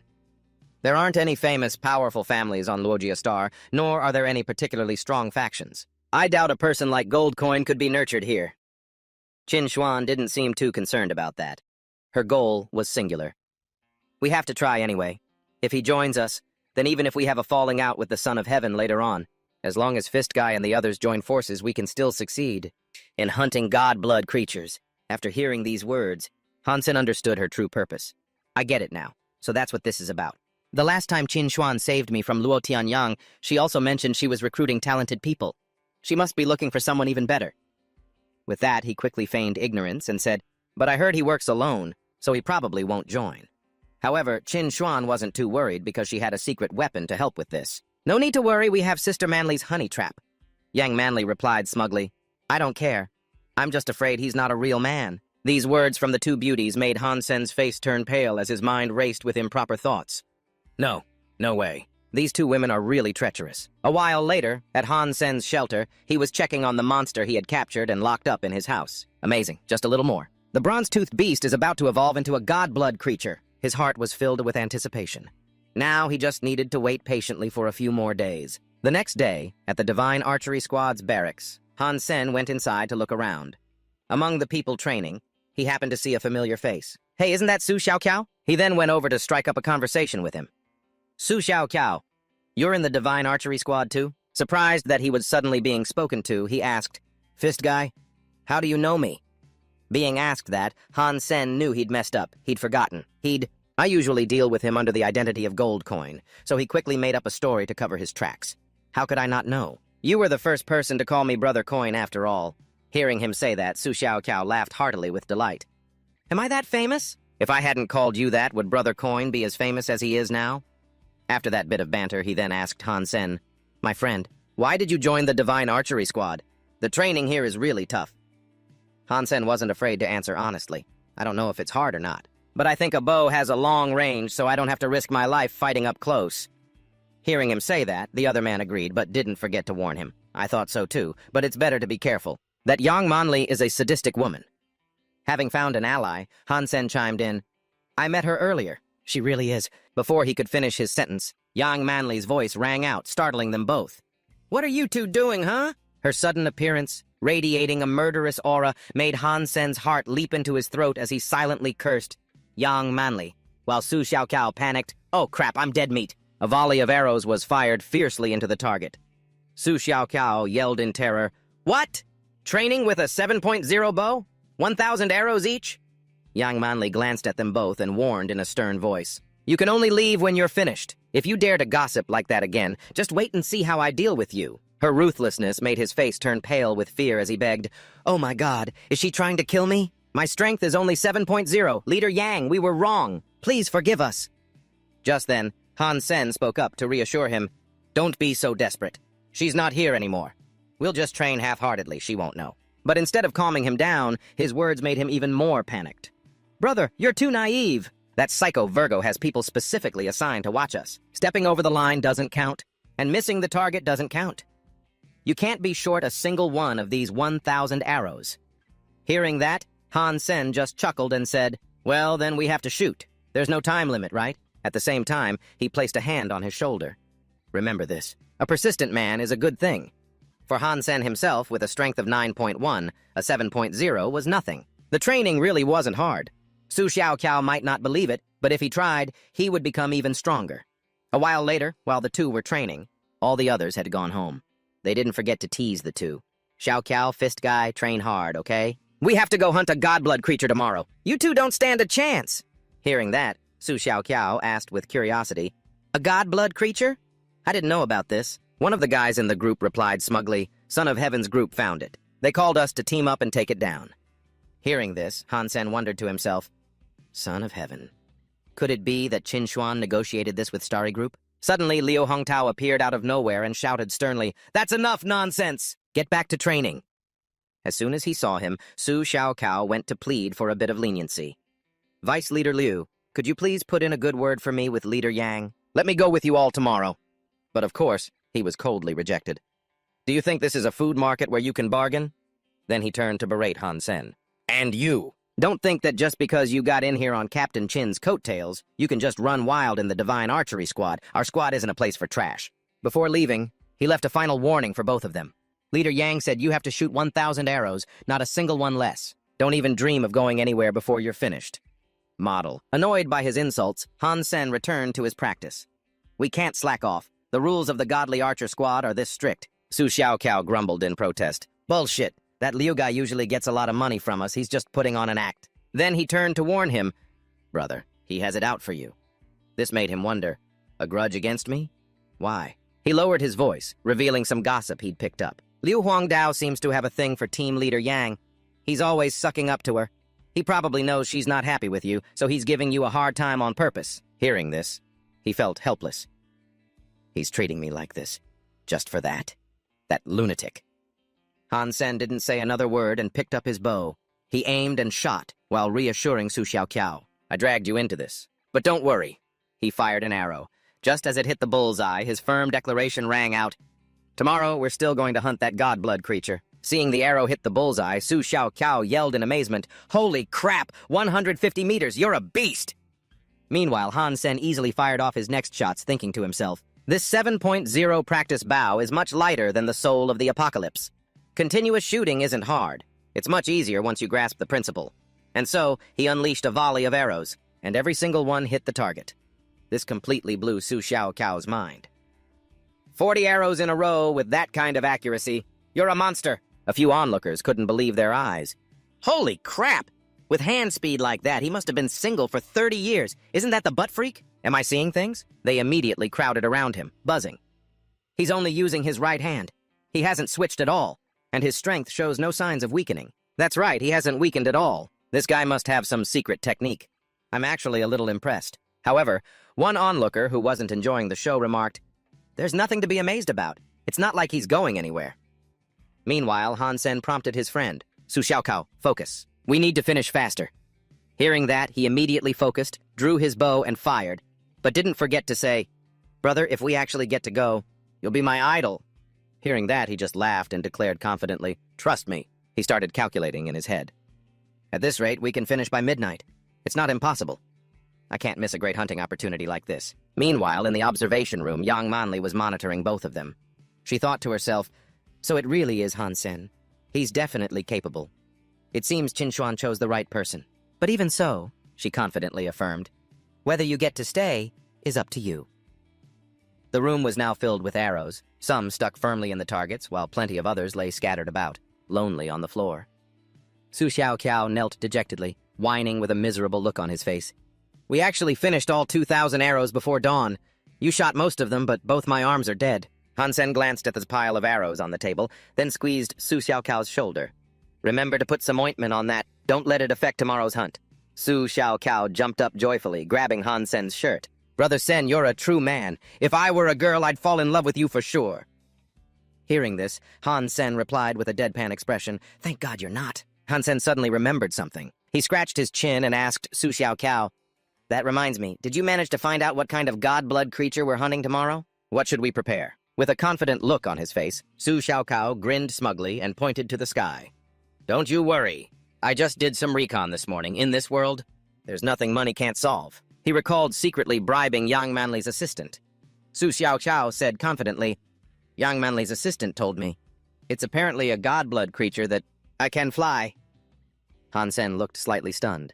He glanced at Su Xiaoqiao and asked, "It can fly. Then it won't be easy to hunt." Su Xiaoqiao put his hands on his hips and replied confidently, "Exactly.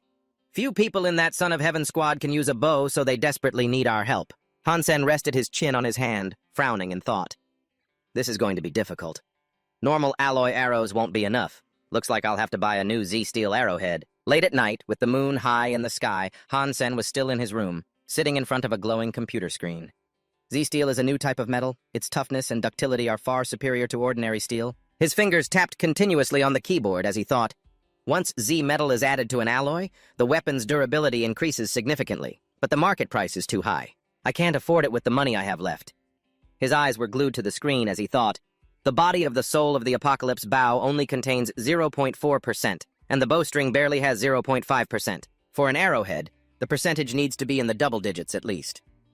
On the computer screen, an image showed a rectangular sea blue gem and a shapeless dark red stone. He let out a surprised, "Huh?" On the screen was a picture of an arrowhead with a note below. Z-steel content, 1.2%, price 300,000, custom job. If interested, contact 213-300987. Han Sen cheered with delight. "This one will do. The price is reasonable. I should go negotiate." In the red light district, Han Sen went inside alone. The area was incredibly noisy, with girls in skimpy two-pieces constantly calling out to him. Han Sen kept his head down, pretending not to notice their calls. He thought, this arrowhead seller sounds pretty weird. On the phone. So this is the place. Back then, while sitting in front of his computer, he took out his phone and called the number. Han Sen asked if the man could have someone deliver it. The voice on the other end replied, "If you want to buy it, you have to come get it yourself. I'll give you the address."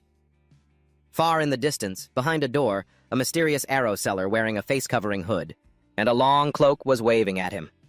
Han Sen figured that had to be the mysterious arrow seller. The man confirmed if he was the buyer. Han Sen replied, "That's right."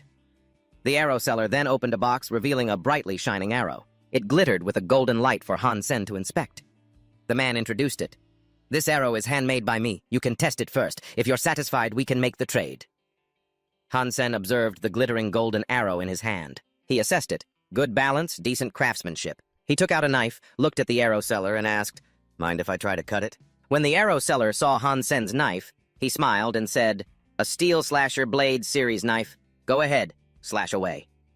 With the seller's permission, he quickly brought the blade down hard on the arrow. The arrow was completely unharmed, but the knife in his hand was chipped. Han Sen looked at the arrow in his hand and said, "The blade of my steel slasher is chipped. The arrow doesn't even have a scratch. This must have a Z steel content of at least 0.7%. Good stuff, I'll take it." Hearing this, the arrow seller looked extremely smug. He boasted, "It's crafted from the steel bearings of a star-class warship. The standard Z steel content is 1.2%. Besides, my craftsmanship isn't something a machine can replicate. It's beyond compare." Han Sen handed the money to the arrow seller. He said, "I was a bit skeptical at first, but now I have no doubts. Thanks, boss." The arrow seller tucked the money into his cloak and said to him, "If you need anything next time, just look for me." The next day, at the entrance to the god's sanctuary, a large, noisy crowd was gathered outside. Luo Tianyang spotted someone and immediately spoke up. "Son of Heaven, look! That lunatic showed up too." Hearing this, Son of Heaven glanced at Luo Tianyang and thought, "You dare follow Qin Xuan here? Just wait and see how I'm going to kill you." Leading the group was Qin Xuan, followed by Han Sen, Su Xiaoqiao, and Yang Manli.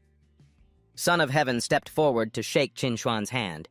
He said, "Qin Xuan, we need to cooperate well this time, to successfully hunt the god-blood creature."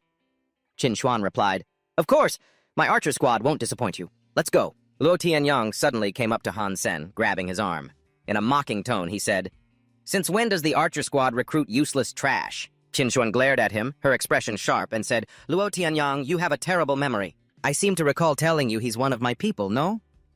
Seeing that Qin Xuan was displeased, Son of Heaven put a hand out to stop Luo Tianyang. He said, "Luo Yang, what are you doing? Don't make things difficult for Qin Xuan." Luo Tianyang replied, "Okay, Son of Heaven." Although he had been warned, Luo Tianyang still shot a contemptuous look at Han Sen, sneering, "You're just a piece of trash hiding behind a woman." Han Sen heard everything but remained silent, watching Luo Tianyang's retreating back.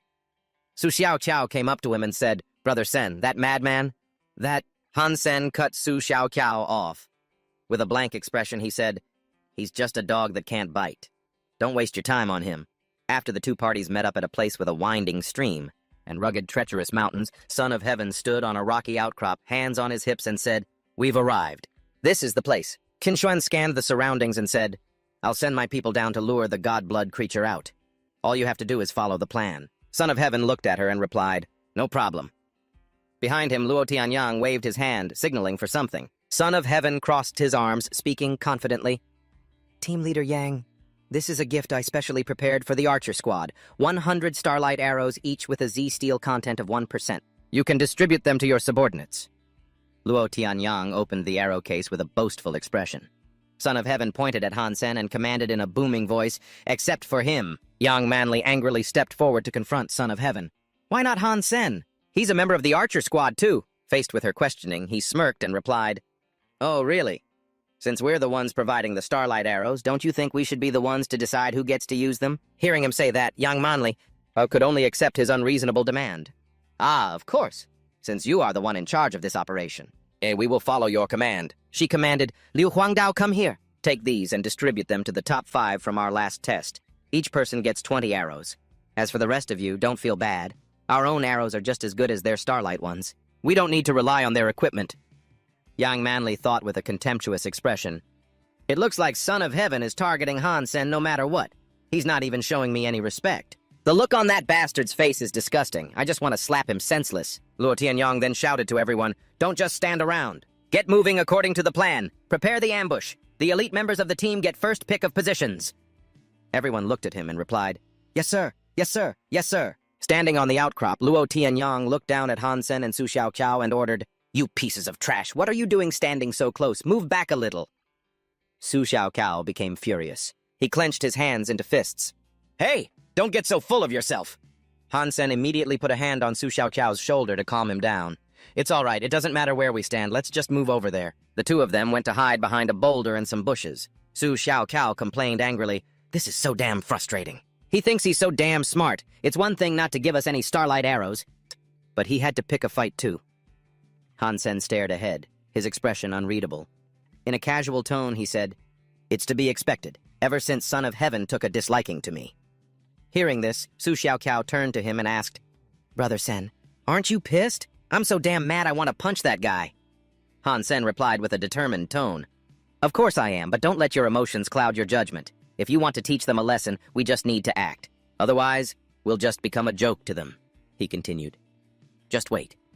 What if we manage to kill the godblood creature?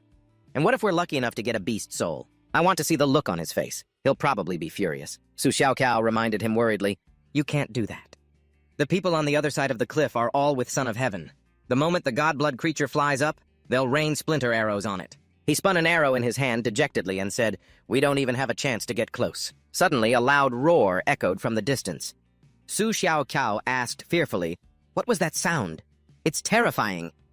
From the cliffs, a large purple dragon took flight. Someone shouted in amazement. Station Head Qin and the others lured it out. "Oh my God! It's the purple feathered scaled dragon!" Yang Manli pointed at the purple feathered scaled dragon and ordered loudly, "Everyone, shoot to kill!" Dozens of archers, scattered across the cliffs, heard the command, drew their bows, and aimed at the purple-feathered scaled dragon, replying, "Yes, ma'am! Yes, ma'am! Yes, ma'am!" Hundreds of arrows flew from all directions. They shot towards the purple-feathered scaled dragon flying high above, seemingly about to take it down easily, but it simply swatted all the arrows away with its tail. The arrows that hit its body just bounced right off. Su Xiaoqiao exclaimed in shock, The splinter arrows have no effect on it! Its scales are harder than steel!" Han Sen reached behind him and took out his own refined arrow. He remarked, "You just need to shoot it in the eye. Splinter arrows can only do so much." Han Sen drew his bow, aiming at the purple-feathered scaled dragon. He thought, "This arrow has a Z steel content of 1.2%. It will disappear after one shot. I'll take it down in one go." Su Xiaoqiao heard what he said. He exclaimed in surprise, "It's useless! Oh, no wonder Son of Heaven arranged for so many people. That monster is changing direction. He's—" Before he could finish, Son of Heaven leaped from a cliff. He drew his bow and shot at the purple-feathered scaled dragon, saying confidently, "You god-blood creature are mine." His arrow flew towards the purple-feathered scaled dragon with astonishing speed. The entire arrow, glowing with a golden light, pierced through its wing, tearing the membrane. The purple-feathered scaled dragon cried out in pain. Han Sen watched this and thought, "No, this isn't the time. Its defenses haven't been breached yet. I'll wait a little longer." The purple-feathered scaled dragon flew higher with one torn wing. Yang Manli was not to be outdone. She took out an arrow that shone with a silver light and said, "Son of Heaven, I won't let you take it from me." She drew her bow and shot at the purple-feathered scaled dragon. Her arrow shot forward like a rocket. The purple-feathered scaled dragon's other wing was torn by Yang Manli's arrow. The crowd cheered. The beast soul arrows of Son of Heaven and Yang Manli can be reused. Son of Heaven, riding a large leopard, ordered everyone, "Both its wings are injured. It can't fly far. After it!" Everyone immediately mounted their rides and gave chase. They replied, "Yes, sir, ambush it. Don't let it escape over here." Han Sen and Su Xiaoqiao also quickly gave chase. He thought, "Damn it. I don't have a beast soul arrow or a mount. They'll catch up to it first." Su Xiaoqiao, running after Han Sen, asked worriedly, "Sengay, what are we doing? We'll never catch them just by running like this." Just then, Qin Xuan called out, "Han Sen!" Han Sen looked back in surprise. He thought, "Qin Xuan?" She came up from the cliff. She reached her hand towards him and said, "Hurry up, give me your hand." Han Sen jumped up and reached for her hand. He thought, "Perfect timing." Qin Xuan easily grabbed his hand and pulled him up. Seeing this, Su Xiaoqiao called out, "Station Head Qin, me too!" Han Sen wrapped his arm around Qin Xuan's waist. A perverted look crossed his face as he thought, "She's so slender, and her mount is really something special." Qin Xuan immediately turned to look at him with disgust and warned, "Hey, don't touch me. The only reason I'm letting you ride with me is because Manly said your archery skills aren't bad, and you could be useful to us." Han Sen pouted and said, "I know, Station Head Qin." But deep down, he thought, "Isn't it because you have a crush on me? As if I care." The crowd below looked up at the cliff, chattering amongst themselves. "It's so high. How are we supposed to climb that?" "What should we do?" "Only if we had a flying beast soul." Qin Xuan and Han Sen approached Yang Manli. Qin Xuan asked, "Manli, what's going on?" Son of Heaven glanced at Han Sen with an annoyed expression, thinking, "That bastard dares to ride Qin Xuan's mount." Yang Manli walked towards Qin Xuan and said, "Qin Xuan, you're just in time. That god-blood creature flew over the mountain. Even with beast soul arrows, we can't kill it. What should we do?" Qin Xuan looked up with a determined voice and said, "We have to find a way to get over there and kill it, or lure it down. Even so, our chances of winning aren't high." Son of Heaven gritted his teeth, his fists clenched in anger. "Send someone to climb up and lure it down. We'll wait here and kill it." The crowd looked up at the mountain helplessly, murmuring, "Who could possibly do that?" This mountain is way too steep. You'd probably fall to your death before you even reach the top, and even if you make it up there, you'd just get attacked by that creature. Son of Heaven furiously shouted, "We've come all this way! Are you all telling me you want to give up now? Whoever dares to step up will be handsomely rewarded. Fair is fair, right?" Hearing Son of Heaven's offer, the crowd started to agree. Son of Heaven has a point. That sounds good. If we consume a lot of beast souls, our geno points could increase quite a bit. That's right. Hansen stood back, observing everything. He thought, just like when we went to kill the black-scaled great serpent, he only knows how to sacrifice others to get what he wants. Qin Xuan rubbed her wrist and said, "We're moving ahead with the plan. Anyone who wants a bigger share, follow me up there." Son of Heaven, worried, tried to stop her.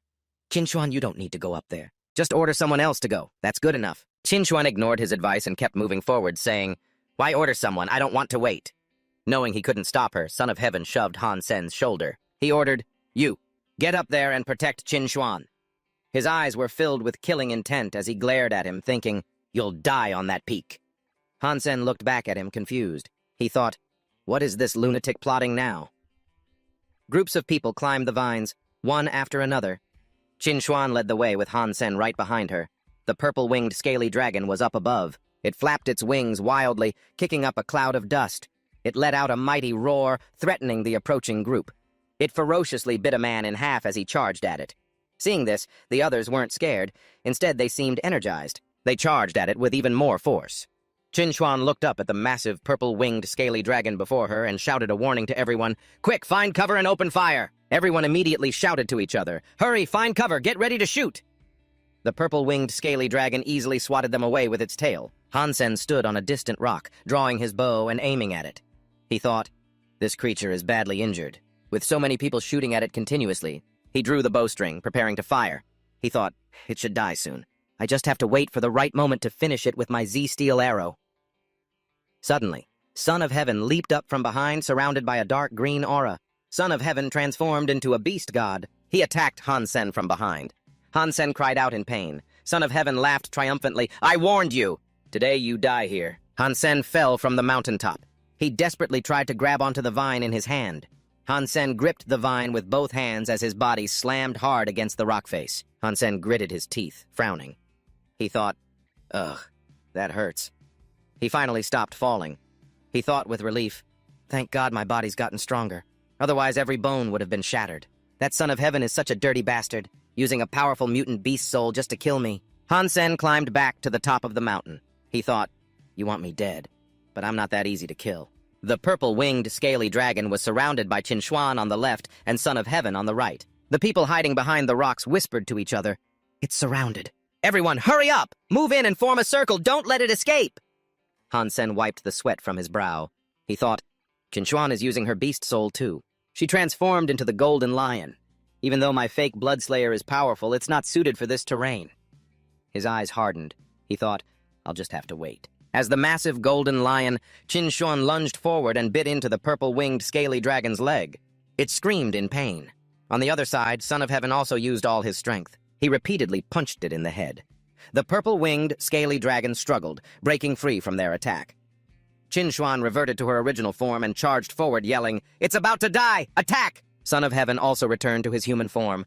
He rushed forward with his sword and said, "All right, this beast will die by my blade." The two of them stabbed the purple-winged scaly dragon in the chest from the left and right. Just when they thought they had easily defeated it, it roared and threw them both back. The force of the blow sent Qin Xuan crashing into a nearby rock. She grimaced, gritting her teeth against the pain. Han Sen, hiding behind a bush, saw this and cried out in worry, "Qin Xuan!"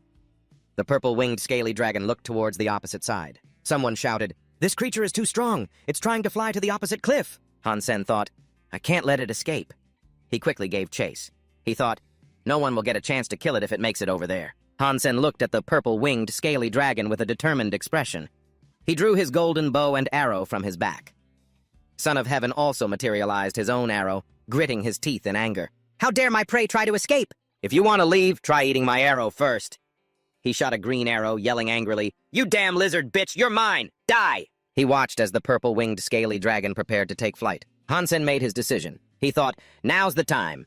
He immediately fired the golden arrow. Even though it was fired after Son of Heaven's arrow, his arrow flew even faster.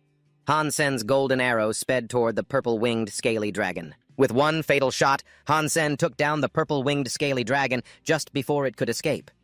Hansen's eyes suddenly widened in shock. Huh? What's this? The people around them who witnessed this were also stunned and began to whisper. Whoa, was that Ass Freak? Did he kill it? Ass Freak killed the purple-winged scaly dragon? Unbelievable! Son of Heaven asked in astonishment. Why? How did his arrow hit first? Qin Xuan, clutching her injured shoulder, looked at him with suspicion and said, Hansen, you... Son of Heaven angrily lunged forward and grabbed him by the collar. He questioned him. How do you have a mutant beast soul? Faced with the accusation, Hansen answered calmly, I just wanted to hunt a beast soul, that's all. But my luck is just so... He suddenly smirked and continued. I didn't get anything at all. Qin Xuan looked at Hansen and asked, Hansen, did you get the beast soul? The beast soul belongs completely to the one who dealt the final blow. If you got it, name your price. Hansen rubbed his bruised cheek, looking innocent. Honestly, I didn't get a thing.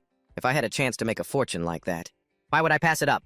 I panicked when I saw the purple-winged scaly dragon about to fly away, so I just shot. I didn't want everyone's effort to go to waste. Qin Xuan frowned, thinking, It seems like he's telling the truth. It's not easy to get a beast soul after all. Qin Xuan looked at Hansen with a serious expression. She warned him, Forget about it. For the next few weeks, don't wander around. You could get killed by Son of Heaven at any moment. When that happens, don't say I didn't warn you. Hearing this, Hansen replied cheerfully, I know Station Head Qin. He thinks that if Qin Xuan hadn't stopped him today. Remembering your conversation with Shen Tianzi, he angrily hit you and said, You son of a bitch, you did that on purpose, didn't you? I'll cripple you today! Hansen clutched his aching cheek in pain. Qin Xuan rushed forward, shielding Hansen with her body. She said, Stop, Shen Tianzi, if you dare touch my man. And something happens, don't blame me for it. Looking at Qin Xuan's back, which seemed to glow before him, Hansen thought, Her help. I guess it wouldn't be so bad. At night, greenhouses were surrounded by lush greenery. Hansen, fresh from a shower, couldn't stop smiling. He said, A purple-feathered scaled dragon. A flying-type beast soul. Hansen looked at the sparkling purple wisp of air in his hand. System announcement. Hunt successful. Killed purple-feathered scaled dragon. Gained beast soul. He recalled that obtaining a beast soul is worth less than 10 Geno points when he shot that arrow. He felt lucky. That arrow had bought him some extra time. Hansen laughed out loud while showering. A rare beast soul like this? Hardly anyone in this shelter has one. I'm rich. After his shower, Hansen came out drying his hair, still humming a tune. Hansen looked down and said, Hey, Coppertooth Beast, your Coppertooth Beast has evolved a lot. Hansen grabbed the iron bars in front of him and cried out with joy, Oh my God, Godblood! It evolved into a Godblood creature! The crystal shard really works. He happily stroked the copper-toothed beast's head. Hansen said, 3 months. In just 3 months, the shard can raise a Godblood creature. It took Qin Xuan and Shen Tianzi years, and they still haven't maxed out their Geno points, Hansen said with a delighted expression. At this rate, in 5 years, maybe less, I can enter the second god's sanctuary. Hansen gripped the knife in his hand, his face filled with killing intent, and made up his mind. I'm going to cook it. After that, he went into the plaza and bought a live, primitive-class creature to bring back. Hansen frowned, his expression serious, as he plunged the knife deep into the copper-toothed beast, thinking, The plan to raise god-blood creatures can't be delayed. Hansen happily enjoyed the copper-toothed beast meat. He exclaimed, The taste isn't bad. System announcement. Consumed god-blood meat. Copper-toothed beast. Gained 1 Geno point. Hansen happily gnawed on the bone in his hand. System announcement. Consumed godblood meat from copper-toothed beast. Gained 1 Geno point. Hansen stood up and laughed loudly. That's 7 Geno points! Adding the 18 points I had before, that's a total of 25 Geno points. Hansen walked over to the computer. He said, Whatever you say, this Z-Steel arrow is a one-time use item, and it's way too expensive. I have to think about getting a beast soul arrow. Hansen scratched his head helplessly, saying, The internet is full of useless information. What a waste of time. The Dark Swamp. The name alone sounds scary. He clicked on the text. Horror trip, crossing the Dark Swamp. Hansen became immersed in the character's story. I was being chased by a mutant creature, one that I had never seen before. I ran for my life until I was just a few hundred miles from the steel armor shelter. A mysterious person in black was trying to escape the swamp. He continued reading. It was only then that I realized this was the Dark Swamp. There are many strange creatures here. I risked my life to fight a black stinger bee. Hansen kept reading. Luckily, I managed to obtain its beast soul, a flying-type arrow beast soul. But just as I was about to leave... What? What the hell is this? I just screamed and ran for it. If I had been even a moment slower, I would have become its prey. Bees came out of nowhere and attacked. Yes, I'm sure of it. It was a mutated black stinger bee, a mutant creature. Reading this, Hansen exclaimed with joy. Sounds good, he said happily. If I can get its beast soul, I'll become a god-tier archer. Hansen suddenly stroked his chin. But this post doesn't mention how to get there. Going in blind is too dangerous, and it would waste a ton of time. Hansen sighed, running his hands through his hair.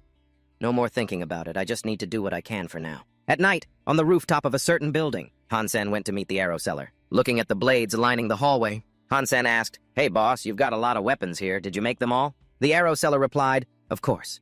The seller smiled and said to him, Young man, I didn't expect you to use that arrow so quickly. Since you're a regular customer, I'll show you something much better. In a room filled with a variety of sharp, glittering objects, a hand presented a finely crafted dagger on a silk cloth. He spoke up. Z-Steel alloy dagger, 5%, 300,000. Hansen's eyes were fixed on the blade, a satisfied look on his face. He said, The price is the same as the arrow from before, but the percentage of Z-Steel has increased significantly. All right, no tricks. I'll buy it. Then he pointed to the side and asked, Hey boss, you've got a lot of things here. So why is this one blade all by itself on the wall? On the rack, the long blade glimmered as if whispering of its hidden power. Hansen asked curiously, It looks pretty special. What kind is it? He smiled mysteriously and named a price. A blade with 75% Z-Steel. Give me 100 million and it's yours. Hearing the astronomical price, he exclaimed in shock. Are you kidding me? What kind of blade costs that much? The arrow seller, without a moment's hesitation, pushed him towards the door and shouted, Get out! You're not worthy of owning it. Hansen could only plead, No, boss, don't do this. He showed no mercy, growling, Get out! Sweat beaded on his forehead as the door in front of him slammed shut with a decisive thud. Hansen put his hands on his hips, thinking aloud. Unbelievable. That guy has some seriously advanced technology. How can one person forge a weapon with more than 5% Z-Steel? What was that blade, anyway? Suddenly, the phone in his pocket rang. He answered the phone coldly. What is it? A voice came from the other end. Old Han, 4 p.m. tomorrow. Meet me at Sunset Bamboo Grove. I've got something cool to show you. Hansen replied impatiently. Why be so secretive? Can't you just send a video or a picture or something? But the person on the other end hung up after speaking. How could I possibly do that? You have to see it in person to appreciate how cool it is. The next day, at sunset, in a luxurious villa in the Bamboo Grove, the two of them were walking down a hallway. Hansen couldn't help but ask, What did you want me to see? Zhang Danfeng smiled. Chatting cheerfully as he led the way, he said, It's no fun just talking about it. I owe you a meal. He quickly led him to a room where Qin Hao was already waiting with a calm expression. Qin Hao spoke up. I've called everyone here. Of course, I'm not going to do anything to you guys, so don't worry. Qin Hao seemed surprised to see him and said, Brother Sen, you're here too? He replied, Oh, Qin Hao, you're here as well? He was puzzled, thinking, Strange. He called me brother. Zhang Danfeng held out his hand and said, Well now, the man of the hour has arrived. An illusion of a tiger appeared above it, its powerful growl echoing as if to dominate everything around it. A moment later, it returned to its original form, a sword. He then asked arrogantly, So, Old Han, what do you think of my mutant beast soul? His eyes lit up with interest as he said excitedly, Whoa, nice! A weapon-type mutant beast soul isn't weak at all. He threw an arm around his shoulder and laughed enthusiastically. You bet! It even has a name! Snow Tiger Saber. Hansen didn't hold back his praise. Not bad, that's a pretty badass name. On the outside, he smiled and congratulated him, but inwardly he sighed. Even this weirdo has a mutant beast soul. Damn, I'm so jealous. After that, Zhang Danfeng opened a box. His eyes lit up as they landed on the sharp, cold blade lying quietly in the box. Now that I have the Snow Tiger Saber, and I don't need to use these other blades anymore. It's a huge upgrade, so don't refuse it, just take it. Hansen was taken aback and asked, Is that a steel slicer saber? Those aren't cheap. How can I possibly accept it? Zhang Danfeng placed the box in his hands and said generously, We're close brothers. Why would you say that? I'm not going to use it anyway, so just take it. He hesitated, then replied, All right then. Hansen absolutely loved the saber, thinking to himself, He's a true friend. I'll definitely repay this kindness. My last steel slicer saber was destroyed when I was testing that arrow. This gift came at the perfect time. Han Hao sat to one side, watching the two of them laughing and joking happily, and thought, Their relationship is so good. I wish I had something like that. Even though it's shameful that he relies on Qin Xuan, really shameful, if it weren't for the chance to get into the steel armor shelter, I wouldn't be this worried. Han Hao, holding something in his hand, walked up to him with a smile and began, "Brother Sen, I have something."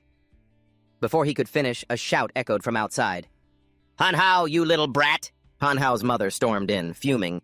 "I told you to attend President Hu's banquet.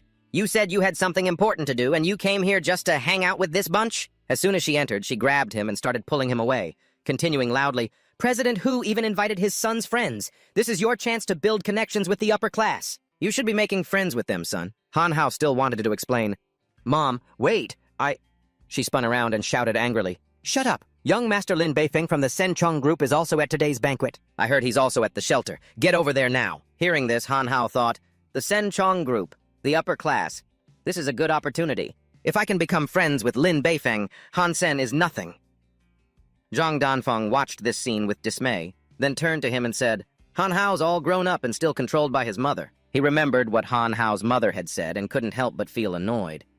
"Hang out with this bunch? Is she trying to piss me off?" Han Sen scratched his face, thinking deeply. "Lin Beifeng. I think I've heard that name somewhere before." At the banquet, in a luxurious room, crowds of people were split into groups, chatting cheerfully. Two smiling girls approached young Master Lin to start a conversation. "Young Master Lin, it's a pleasure to meet you. Could we possibly get your contact information?" I'm not usually this forward. Two people from afar looked over at them and gossiped. "That's the young master of the Senchong group, Lin Beifeng, right? Their ancestors must have done a lot of good deeds. For them to be that lucky, what else could it be but luck? They bought a worthless planet, and who would have thought they'd discover a huge amount of precious minerals? From a small company, they became the biggest corporation on planet Luojia overnight. I'm so jealous." Han Hao's mother also took the opportunity to lead him over and warmly start a conversation. "Young Master Lin, over here. I am Han Yumei, and this is my son, Han Hao." He also greeted him. "Young Master Lin, it's a great honor to meet you." He gave them some face and replied, "Hello? Is there a reason you two came looking for me?" The people around them couldn't help but gossip. "Who are they? Trying to get attention?" Someone laughed and replied, "That's the wife and son of the Han family's corporation. They're probably negotiating something. Probably trying to get close to young Master Lin." Han Yumei eagerly began, "Young Master Lin, my son, Han Hao, is also in the steel armor shelter. In the future, the two of you could become good friends." He quickly added, "That's right, young Master Lin. We're both in the same shelter. If you ever need help, just say the word." Hearing this mother-son duo, he felt a flicker of annoyance, but on the surface, he just smiled. "Oh, all right, fine. I happen to be looking for someone." Suddenly her eyes flashed as she looked in this direction. Han Sen was strolling along, remarking with admiration, "The hot pot here is pretty good, huh?" Zhang Danfeng walked ahead and replied smugly, "Of course! They're all famous chefs!" Han Yumei's eyes filled with malice as she muttered his name, Han Sen. Then she pushed Han Hao forward and said sweetly, "If you're looking for someone, you've definitely come to the right person. Han Hao is great at this kind of thing. You two go ahead and talk. I have to take care of something." After saying that, she walked over and aggressively grabbed his arm. She said aggressively, "Hey, where do you think you are? What gives you the right to be here? I've heard all about you from Han Hao. Now get lost. Your horrible reputation is known everywhere. Don't you dare affect my son's future!" Han Sen and Zhang Danfeng remained silent as the woman continued her venomous threats. "Don't think just because you got into the steel armor shelter you can find anyone you want." Han Yumei pointed a finger in his face and said contemptuously, "Do you really think you're worthy?" Han Sen finally lost his patience and retorted, "Where I go is none of your business, Auntie. I have nothing to do with you people." Hearing this, she became even more furious. "Oh, you little brat! I'm warning you, my son Han Hao." The argument had attracted the attention of young Master Lin. "What's all that shouting over there? Hey, that person is—" Seeing the familiar figure, he realized it was Brother Sen. Suddenly, young Master Lin leaped forward and threw his arms around him, cheering, Brother Sen, it really is you! I finally found you. I missed you so much." Caught in the sudden embrace, Han Sen couldn't react in time. "Huh? Hey, who is that guy?" Young Master Lin's eyes lit up as he said cheerfully, "Brother Sen, you're my savior. It was so hard to find you. When I heard you were at the steel armor shelter, I came looking for you right away." Zhang Danfeng, confused, asked, "Savior? Old Han, you saved young Master Lin. What happened?" He looked helplessly at the person in front of him. The surrounding crowd began to gossip eagerly. "Holy crap, he saved young Master Lin? His ancestors must have accumulated a lot of good karma." "That's right. He's hit the jackpot. I can't believe the person who saved him is so young. Who is he? Is he married? I have a daughter at home." Han Yumei was horrified. How did it turn out like this?" Han Hao was just as shocked as his mother. "Young Master Lin said Han Sen saved him. That he's his savior?" Han-sen gave a slight cough. Ahem. Young Master Lin, forgive me, but this kind of welcome isn't really for me. We can talk about it later. I have to go now. Young Master Lin held onto his arm and asked, Brother Sen, where are you going? My aircraft is outside. Let me give you a ride. Han-sen waved his hand in refusal. No need, young Master Lin. Thank you for the offer. He waved as he watched the figure walk away, shouting, Brother Sen, we'll be seeing each other a lot. I'm going to follow you. The gossiping crowd started buzzing again. Who is that guy? Why does young Master Lin admire him so much? He doesn't look like a noble. Right. I've never heard his name in aristocratic circles. It's strange. But anyone who could save young Master Lin must be extraordinary. Zhang Danfeng nudged him. Old Han, you completely stole the spotlight tonight.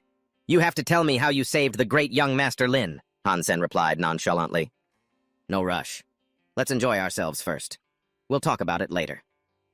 Meanwhile, Han Yu-mei was seething with rage. That brat Han-sen, he dares to use young Master Lin as his backer. Her son Han Hao gritted his teeth in anger.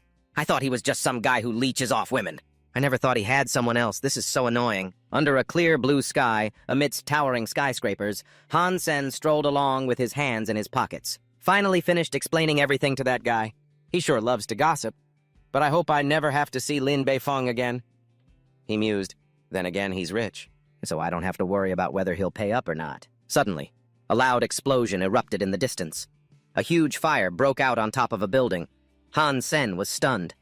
What's happening? At that moment, a system notification appeared. Warning! Warning! Unidentified subjects have infiltrated. Warning! Warning! From the site of the fire, a large crowd ran out in a panic. The scene was chaotic, filled with shouts and screams. Fire! Help! Run! Get away! Hide! Without a second thought, Han-sen rushed straight in. His mind raced.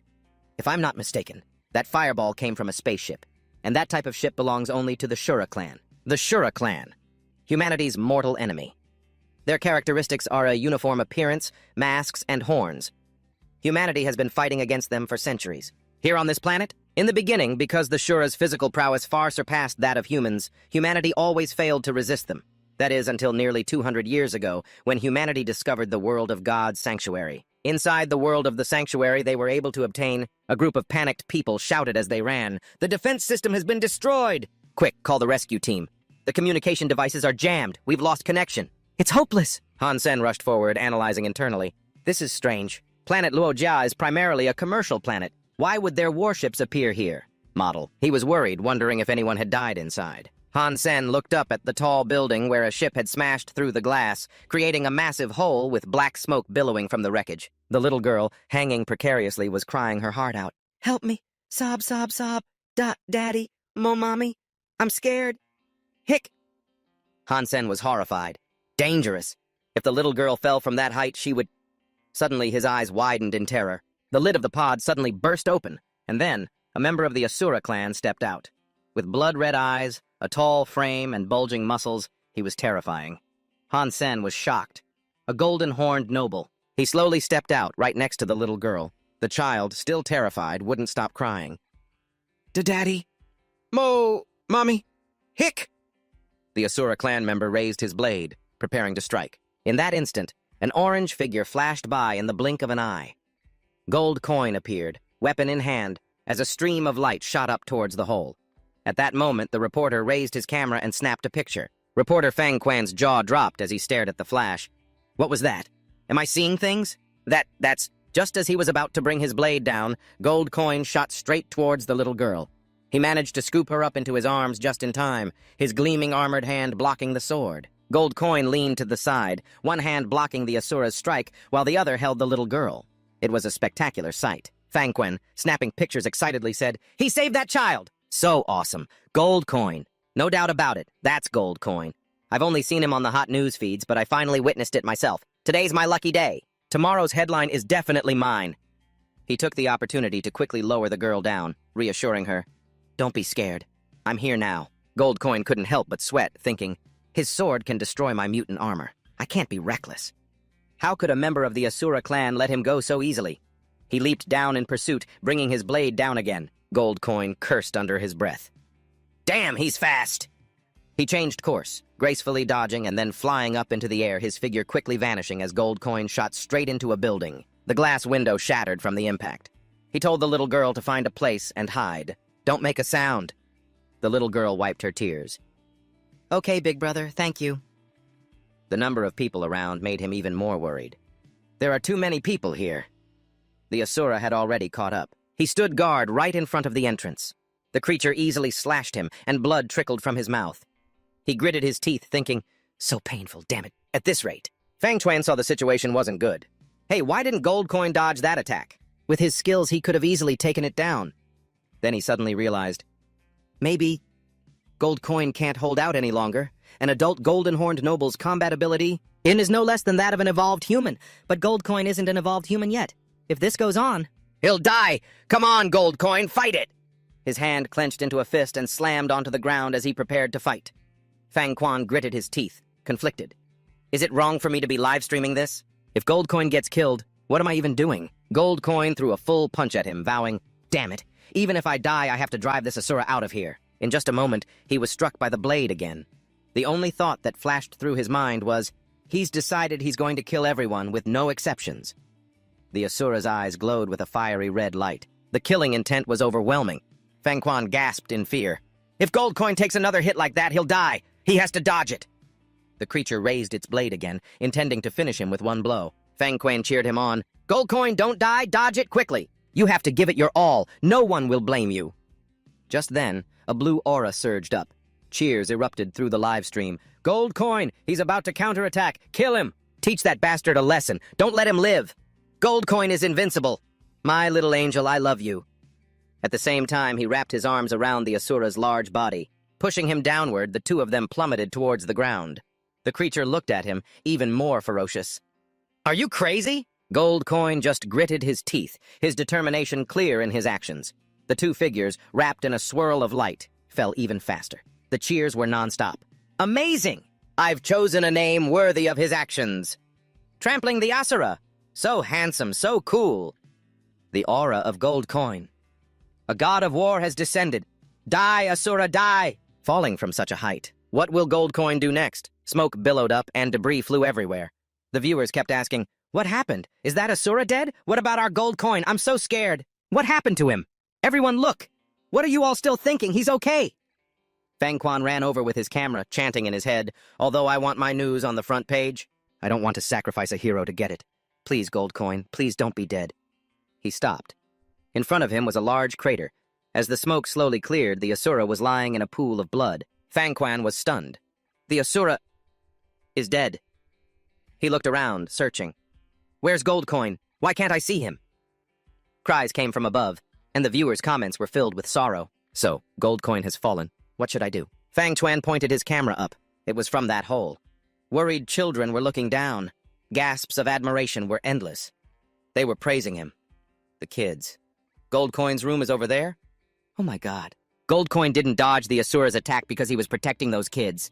He's so kind. Gold Coin is a true man. Gold Coin was here. Where did he go? Don't tell me he's dead. Hurry up, let's go find him. Under the bright moonlight, the modern cityscape stood out, with its skyscrapers glowing with yellow lights. The TV screen replayed the scene from earlier. Gold Coin saving the person. Viewers wouldn't stop praising him. Coin God is amazing. Coin God is so strong. Incredible. Hansen had returned to his room. He was bandaging the wound on his chest. He was lost in thought. The Asura clan is truly powerful. At that moment, I almost couldn't win. Luckily, my God gene points increased quite a bit, and I only suffered minor injuries. He couldn't help but worry as he looked at the screen. I didn't think anyone would have recorded that battle. After I took that guy down, I left immediately. I figured my identity wouldn't be exposed. Hansen picked up the blade again, lost in thought. After I took that guy down, I left immediately. I figured my identity wouldn't be exposed. Luckily, that Shura was already injured. Otherwise, it would have been hard to kill him, and I might have ended up dead or escaping covered in wounds. I got this out of it, too. He carefully examined the blade, concluding, the Shura clan is far more advanced in close combat weapon alloys than humanity. Plus, this blade belonged to a golden-horned Shura. This is better than good. Hansen calculated carefully. This battle blade is very eye-catching. Anyone who saw the video would definitely recognize it. I'll have to modify it, make it smaller. I could turn it into a sword, maybe even change the color. Suddenly, a piece of the sword came off by accident. He wondered in confusion, did I break it? From that spot, a small object appeared. He realized, hey, this is a memory card. Han Sen excitedly plugged the card into his computer. Here's something good. Let's see what we've got. The screen then displayed a video of Ashura using an incredibly powerful technique. Reverse Heartblade. He was fascinated. A secret, unteachable art of a noble Shura family. According to the description, my physical fitness should allow me to learn it. And so, he began to practice. With just one strike, a large wooden post was split in two. Han Sen's eyes lit up as he looked at the treasure in his hands. So this is the reverse scale slash. It's so strong, huh? He laughed. What a huge score. Suddenly, his phone rang. It was Lin Beifeng. Han Sen answered, "Young Master Lin, what can I do for you?" Lin Beifeng laughed cheerfully. Han Sen, aren't you at the shelter? Are you going to take your little master on a big hunt, huh? Han Sen said, seemingly with a plan in mind. Sorry, I'm busy, but I do have a big plan in the works. A while later, Han Sen walked in and said hurriedly, Station Master Qin, I know you're a very wonderful person. He finally blurted it out. I really don't want to go to Black Hawk Military Academy. I want to go to Luojia. Qin Xuan and Yang Manli stared at each other. Yang Manli slammed the table in anger. Han Sen, are you stupid or just dumb? Black Hawk is one of the top 50 most famous academies. Luojia doesn't even make it into the top 1,000. Why would you want to go there? Qin Shin chimed in coolly. Both the education and services at Luojia are incomparable to Black Hawk. Over there, you can even get hands-on experience with battle armor and warships, with the best instructors in the field of new martial arts. Do you understand? Then she walked up to him, suggesting, if you graduate from such a good place, your future will be bright. I'm recommending you for Black Hawk. It has a special annual quota for archery specialists. With my recommendation and your archery skills, you'll have plenty of opportunities. Han Sen hesitated, having his own worries. Even though she's right, Black Hawk isn't on planet Luojia. If I go, who will take care of Mom and Yan? Qin Shun, with a hand on her hip, said dismissively, if Trash wants to stay in the dump, that's fine. A chance like this isn't easy for just anyone to get. She pointed to the side and said, Qin Xuan, analyze the data from this video. Qin Xuan replied, all right, okay, let's take a look. The three of them walked over to a large screen. On it was a scene of him fighting the Shura. Han Sen was furious. I knew it. I really want to find the guy who recorded this and beat him black and blue. Qin Xuan looked at the screen and asked, Manly, what do you see? Manly just spat out 2 words. Stupid golden god. Hearing that, Han Sen was stunned. Huh? This woman dares to call me stupid? Does she have no concept of what cool is? Yang Manli analyzed every movement. His strength and speed are absolutely top tier in the first god's sanctuary. The best combat method would be to attack from a distance and strike continuously. But he fought head-on. It really shows he doesn't know his own limits. Qin Xuan, resting her chin on her hand, watched intently and said thoughtfully, You're right. That golden-horned Shura looked like he was already heavily injured beforehand. Otherwise, Golden God would have been killed by him. Han Sen couldn't help but break out in a cold sweat at the 2 women's professionalism, admiring them. These women trained in the military are no joke. Their assessment is spot on. Yang Manli's eyes were sharp as she said, This is the second time I've seen him after that fight in the room. But now he has wings on his back. It must be him, right? Qin Xuan smiled faintly and replied, Both the wings and the armor are from god-blood creatures. He didn't use a bow before, looking at it from that angle. Then she glanced over at him, the implication clear.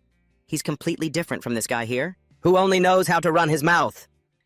Han Sen blushed, waving his hands and forcing a laugh. Of course, how could I possibly compare to the Golden God? Qin Shen gave him a warning look. You can go. Think about enrolling in Black Hawk. Don't disappoint me.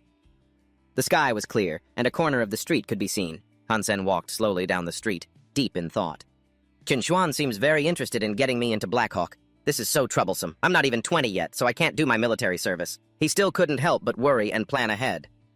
If I get sent to Black Hawk, I'll have to leave enough money for my mom and sister so they don't have to worry about living expenses. After that, Han Sen made a phone call. Young Master Lin, those 2 Z-Steel arrows with 5%, have someone send them over to me. Shen Beifeng replied, Brother Sen, do you really only need those 2 arrows? My family can cooperate with the Z-Alloy Steel Group. I can get these items at cost price, so you should take more. Brother Sen, won't you consider letting me come with you? He said sincerely, I can really help, I won't be a burden. Han Sen scratched his head, but still refused. That place is too dangerous. With your status, how could I risk taking you along? I only need 2 arrows. If I'm lucky, I might bring back a mutant creature as a gift for you. In the lush forest, a bright crescent moon shone from above. Carrying his bag, Han Sen walked with a relaxed stride. His lonely figure moved along a quiet path surrounded by mountains and forests. He walked to the riverbank, a peaceful place with rocky outcrops and small bushes. 2 days later, Hansen stood on a cliff as two flying beasts ascended beside him. He said thoughtfully, "Finally, the dark swamp." In the gloomy forest, a swarm of mutant black stinger bees flew around their hive. He said with certainty, "This is it. The place with the beast soul arrow. It's hiding here." Hansen, full of determination, told himself, "No matter how dangerous it is, it can't stop me from getting stronger." The ferocious mutant black stinger bees, with their razor-sharp stingers, seemed capable of taking the life of anyone who entered the edge of the gloomy river. Vicious beasts flew around him, but he wasn't afraid. He thought, no wonder entering the dark swamp is so difficult. The mutant creatures here are much more terrifying and ferocious. It's a shame I can't kill them all at once. I need to find a suitable creature to hunt. He scanned his surroundings. Under the dim moonlight, the water below reflected the long shadows of a school of snakes swiftly swimming by. Hansen, hovering in the air, drew his bow and aimed at his prey, saying, "You there, snake! You're my first prey!" Instantly, the powerful arrow shot downwards. He calculated to himself, "I only have 2 arrows. I'll have to lure it in, attack, and then retrieve them. Can't waste them." Very quickly, the giant creature underwater was pierced by the arrow. He commanded, "Come back here!" A strange beast emerged, and another arrow decisively pierced through its head, causing its long body to leap out of the water. At the same time, a notification panel appeared. Hunt successful. Hunted devil-fanged serpent king. No beast soul gained. Consume its flesh to gain 0 to 10 mutant geno points. Hearing this, Hansen joyfully exclaimed, "Excellent!" At this moment, under the water, schools of strange fish were moving along the bottom, unaware of the approaching danger. Bubbles rose continuously as the arrow sped through the water, chasing the fish. Quickly, one was hit. Then, 2 golden fish were pierced by the arrow simultaneously. The others scattered in panic. He delighted in controlling the line. "My prey! The more you struggle, the more I enjoy it." With his wings spread, Hansen glided lightly over the water's surface, pulling the line towards another beast, saying, "Hey, sweetie, you're next. Come on now." With one hand, he pulled up the arrow. As it brought the fish to the surface, his other hand instantly sliced it in 2. At the same time, the notification panel appeared again. Hunt successful. Hunted mutant blood carp. Gained beast soul. Consume its flesh to gain 1 to 10 mutant geno points. Hearing this, Hansen's eyes lit up. "What?" He threw a fist in the air, lunging forward with a satisfied smile. "That's more like it. I got a beast soul, and a mutant beast soul at that. The dark swamp is truly a paradise."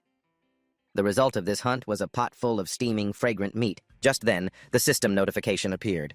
Consumed flesh of blood carp. Gained 1 mutant geno point. System notification. Consumed flesh of blood carp. Gained 1 mutant geno point. The notification panel kept popping up. System notification. Consumed flesh of blood carp. Gained 1 mutant geno point. He ate with satisfaction, kindly giving a piece to the small creature beside him. System notification. Consumed flesh of blood carp. Gained 1 mutant geno point. Hansen gently stroked the small creature, happily boasting to it, "Meowth, it's only been a few days. A few days since I got to this place. My mutant geno pointers have increased by 31. Afterwards, he stood up and examined the spear. The beast soul of the mutant blood carp is a spear, not an arrow. It's all right, this is good. After all, beast soul weapons don't need repairs and are easy to carry. Even if they're completely destroyed, they just restore themselves." Suddenly, a gust of white air, accompanied by a sound, flew closer. Hansen immediately went on guard, asking, "Who's there?" Just then, a large eagle descended from above, kicking up a cloud of smoke. Hansen instantly drew his sword defensively, thinking to himself, "It's probably a flying-type creature. This kind of creature usually doesn't attack humans randomly." The beast lowered its head, and a figure jumped down from it. Lu Wainan walked straight over, pointed at the piece of blue meat, and proposed, "Hey, kid, is this meat yours? Let's make a deal." Hansen lowered his head in thought. "This is a mount-type beast soul. I can't believe someone is gutsier than me, daring to come to this swamp to train," he said bluntly. "No." Lu Wainan walked over and sat down next to the boiling pot of meat. He scooped some up to taste, while saying, "A word of warning, that's poison pan beast meat. You should be careful." At the same time, another notification was heard. System notification. Consumed flesh of poison pan beast. Gained 1 mutant geno point. He joyfully stood up. "I gained a mutant geno point. That means this place is filled with mutant creatures." Lu Wainan raised his blade, threatening, "I'm warning you. You will make a deal with me. Otherwise, you'll be prey for my mutant iron-feathered eagle." Hansen didn't hesitate, replying coldly, "No means no. Are you an idiot or something?" Hearing this, the man flew into a rage, raising his blade. Arrogant fool, you need to be taught a lesson. Lu Wainan charged forward, shouting, I gave you a chance! Die! The blade struck the tough armor, having no effect at all. Lu Wainan broke out in a sweat, saying, What? My alloy dagger has no effect on you? Han Sen lifted his spear. A supernatural power emanated from it. He said arrogantly, An alloy dagger, you say? This kind of trash dares to fight me? After he spoke, he swung his blade down, shattering Lu Vinam's weapon. Kim Tae continued, his voice filled with contempt. You should work on your fighting skills first.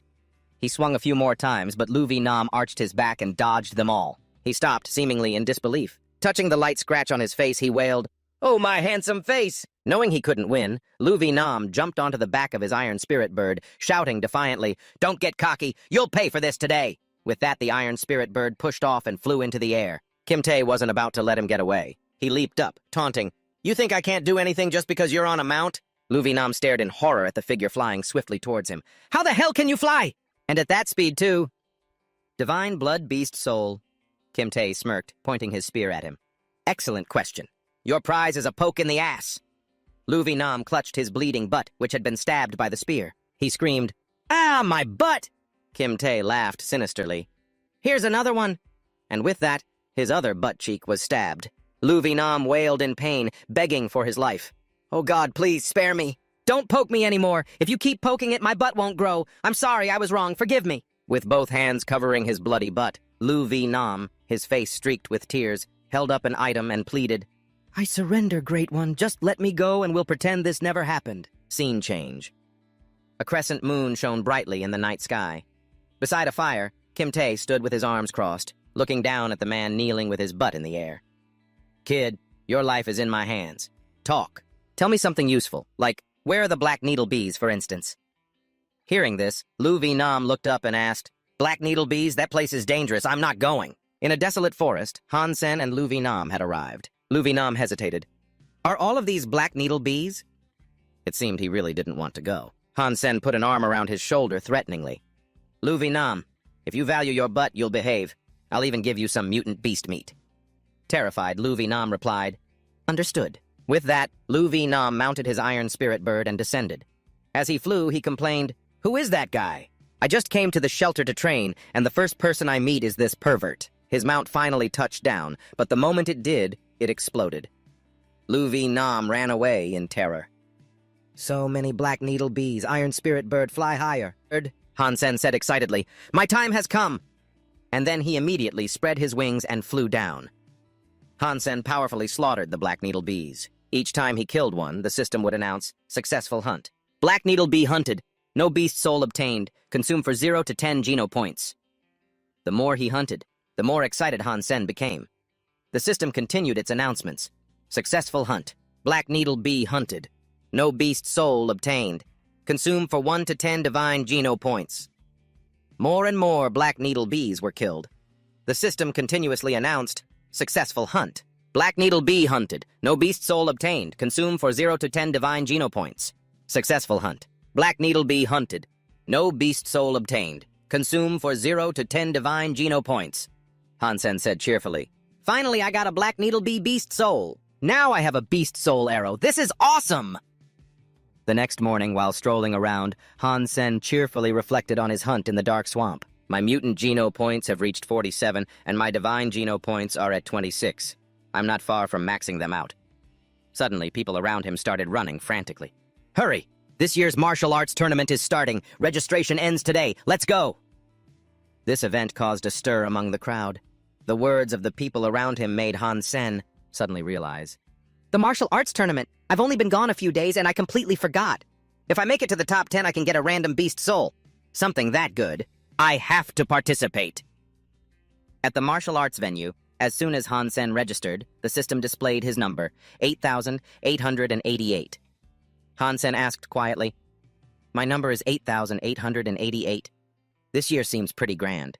I wonder who I'll be up against, but I'm really excited. At the competition venue, everyone was excitedly discussing, This year is going to be interesting.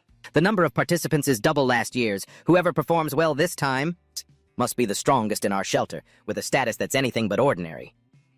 In the arena, everyone was hyped up. Get him! Die! I'm going to take all of you down today. I'll be the final winner. Han-sen observed thoughtfully. Just like last year's rules, each round has 100 participants. Everyone will fight in a battle royale, a true 1 versus 100, and the current group fighting is 51 to 55. He calculated silently. Right now, it's only the 50-plus group. I should be in the 80-plus group.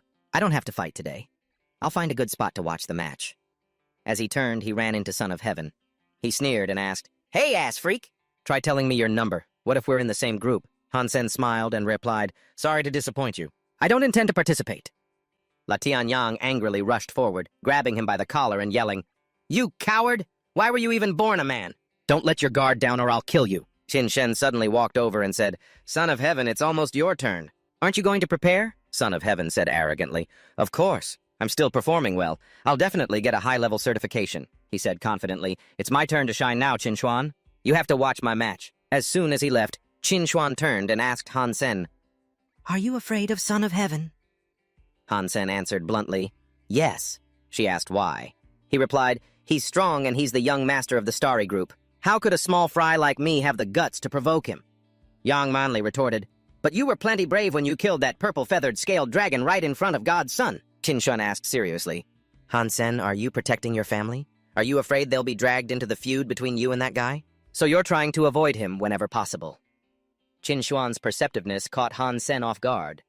Is she reading my mind? That's right. I don't care how they see me. What's important is my family, my mom and Yan. I have to protect them at all costs. Star God is really connected to Dad's death. Now is not the time. Seeing his expression, Qin Xuan was sure she had guessed correctly. She continued, "You really are a filial son. You always care so much about your family. You should reconsider the Blackhawk matter," Han-sen asked, puzzled.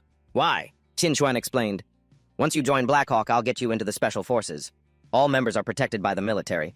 No one would dare touch them, not even God's son." Han-sen asked curiously, "Sounds like a high-status position. What kind of missions does that team handle?" Qin Xuan gave a vague answer in return. "You'll know once you join." A while later, after leaving the arena, Han-sen thought to himself, "I should consider joining Blackhawk. It could be beneficial for me if God's son ever targets Mom and Xiaoyan. No, that will never happen." The next day at the arena, people were shouting angrily, "Which bastard is the last one? Why hasn't he shown his face yet? Or did he get scared and run off with his tail between his legs?" Someone cursed furiously, "Damn it, 99 people waiting for one guy, what a joke. That guy should just give up. If he doesn't, I'll be the first to punch him." Suddenly, a voice rang out. "Sorry to keep you all waiting." When they saw the last person walk in, everyone's face turned to shock. It's really him! Isn't that the guy who killed the golden-horned Shura?" Dollar God is competing," Han-sen chuckled to himself. "Han-sen isn't showing up. Dollar God will be his replacement for now. Dollar God is stealing the spotlight tonight." As soon as the match started, Han-sen struck decisively, taking care of them in just a few seconds, one after another. Those hit by Han-sen could only collapse in pain. They lay scattered across the ring, groaning. "My arm! My stomach, it hurts so much." Dollar God is too strong. He's just a bully picking on the weak. No one here can take him down. What's the point of fighting? Han-sen arrogantly provoked them. "Who's next? Come on, all of you at once." Everyone immediately forced a smile and admitted defeat. "As expected of Dollar God, we're all toast anyway. Let's surrender." "That's right. Surrender, just look at us. You can tell how weak we are. Fighting Dollar God is a losing battle. Let's just end it here, please, let us go." Hearing this, Han-sen smiled and said, "Thanks for the match." He then shouted in delight, "I won! Thanks for your help." The unconvinced audience applauded and congratulated him. "Winning so easily? That's Dollar God for you." Dollar God really didn't disappoint. This victory is indisputable. After leaving the arena, Qin Xuan, God's son, and Quan Ge walked up to him. "Dollar God, could we have a word?" Han-sen couldn't help but feel worried. "Those three? Why are they together?" Seeing him turn back to look, Qin Xuan spoke up. "Dollar God, I want to invite you to join the Steel Armor Gang." Han-sen laughed and asked, "Are you three trying to recruit me? What an honor." God's son warned irritably, "You stole 2 of my god-blood creatures. I'm already being generous by coming to you. Make the smart choice." Qin Xuan asked, "In this shelter, our faction is the strongest. We're also allies. An expert like you should choose opponents worthy of your skill, don't you think?" Han-sen refused. "No opponents, no allies. I just want to be alone. Just me." With that, he turned to leave. Quan Ge immediately stepped forward to stop him. "Wait, Dollar God. You can refuse us, but someone as strong as you must have some special god-blood creature. Please, tell us." Han-sen smirked to himself. "You guessed it, buddy. Too bad I can't tell you I used star pills to raise it, he replied. There's no special method, just dumb luck. However, I do have a few extra mutant creatures if you're interested. Kwanga couldn't contain his excitement. Really? Name your price, I'll take them all. Qin Juan snapped angrily. What do you mean you'll take them all? Am I invisible to you? God's son quickly jumped into the competition. You think you can outbid me? 1.5 million for each one, I'll take them. Han Sen looked at them competing. He couldn't help but feel amused. Allies, huh? So quick to backstab each other? Friends indeed. I didn't think I'd be able to use the black stinger bees I brought back from the dark swamp so soon, he spoke up. No rush. I don't intend to sell them for money. He continued, but I will trade them for any S-Class shop except for the St. Hall. God's son asked in surprise. What? Kwanga also hesitated. You want to buy an advanced Super Geno Core art? But Qin Xuan said grimly, the S-Class St. Hall has high-level restrictions. It can't be bought with money. God's son rejected the offer. That request is too difficult to fulfill. How about 2 million for each one? Han Sen coldly walked away. As he walked, he said, non-negotiable. I don't want anything else. You all can take your time to think about it. In the end, the three of them didn't stop him anymore. In a secluded forest, Han Sen slowly approached Qin Xuan, presenting the S-Class Sanctuary card. Here's the S-Class Sanctuary Shopping District qualification I got. Now, the mutant creatures. Did you bring enough? Han Sen smiled and took it. The new station chief is fast, much more reliable than those other two. He took out a bag of mutant creatures, saying, there are 30 black stinger bees in total. If you eat them all, your sacred blood geno points will increase quite a bit. Han Sen took out another bag. In here, I have a mutant blood sawfish and a demon fang snake king. If you want both, it's just 3 million. Zhuan proudly replied, money is not an issue. I can buy them all. But Dollar, you're a smart man. You should understand that I'm not negotiating with you just for some geno points. Afterwards, Han Sen happily returned home with the S-Class Sanctuary card. Getting the S-Class Sanctuary card was easier than I thought, he said in a low voice. That's Qin Xuan for you, a high-ranking figure in the Queen's armored gang. It seems like she's trying to recruit me. I wonder if she'd flip out if she knew Han Sen and Asgard were the same person. Whatever. Let's check out the advanced hyper-geno arts. He carefully reminded himself, this card can only be exchanged for one set. I need to be careful. I can't always be around Mom and little Yan. If they could learn some hyper-geno arts. A moment later, Han Sen was carefully examining Holy Angel. My combat skills can improve in a short time, and I won't have to worry about Son of Heaven causing trouble. This Holy Angel isn't bad. It helps improve one's genetic makeup. He carefully read the instructions. The training process was gentle and calm, not too flashy. According to the description, Holy Angel was similar to a hyper-geno art. It allows the practitioner to become stronger without anyone noticing. But in comparison, a true hyper-geno art is still stronger than Holy Angel, which is a sanctuary's version of a hyper-geno art. It's still weaker than Zhuilong Yan's from Luogia Star Academy. At Shenghua Academy, a teacher asked, you want to request a leave of absence for Han Yan? Han Sen replied, yes, Teacher Ku. My family has some matters to attend to, so she'll need to be away for a while. Teacher Shenghua, whose name was Ku Wange, said sternly, your parents are very irresponsible. Although Han Yan is registered, no one from her family has ever shown up for a parent-teacher conference, and the first time I meet her older brother, it's to ask for leave. Han Sen gave a weak smile and replied, I'm very sorry. My family has been busy, so we've been neglectful. He thought to himself, I can't tell her the real reason. I want little Yan to stay home and practice Holy Angel. Q Wang stood up and said sternly, to be honest, Han Yan is very gifted, but she's still using a regular grade nutrient solution. If she doesn't supplement with an advanced grade nutrient solution and treatment, she's very likely to be left behind. I hope the family can pay more attention and be more serious about this matter, Han Sen asked, puzzled. Advanced grade nutrient solution? She explained, it's a higher quality solution. Supplementing with it as early as possible enhances both physical and mental fitness. Surely her family doesn't want little Yan to be stuck at the starting line forever, right?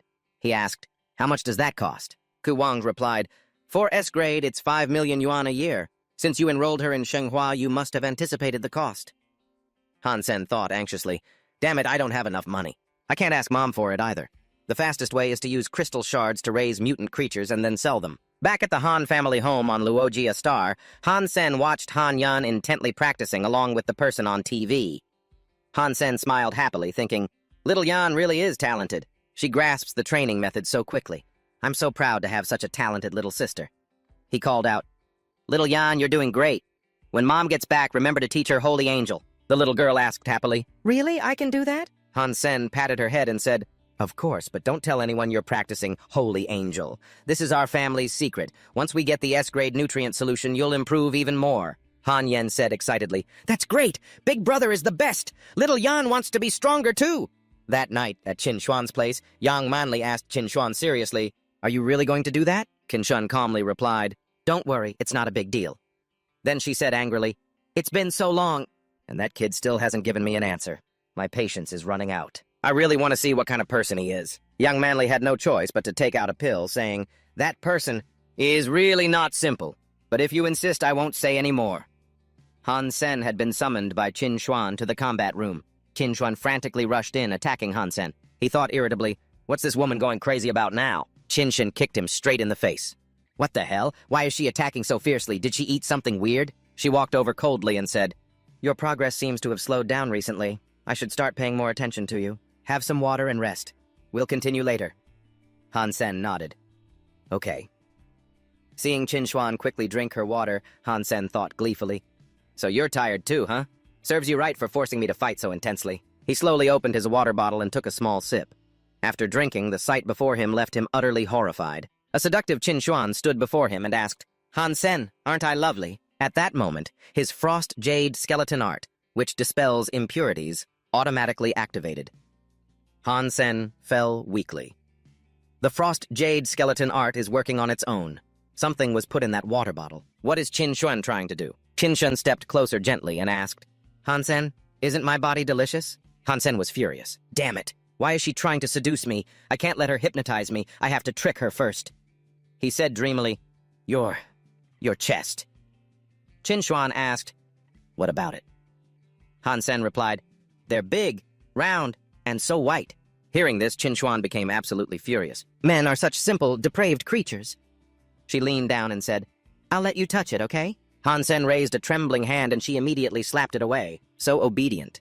He's completely hypnotized. All right, Qin Shuan asked seriously. Han Sen, are you Gold Coin? He answered honestly, No. She continued to inquire, Why are you still hesitant to join Blackhawk?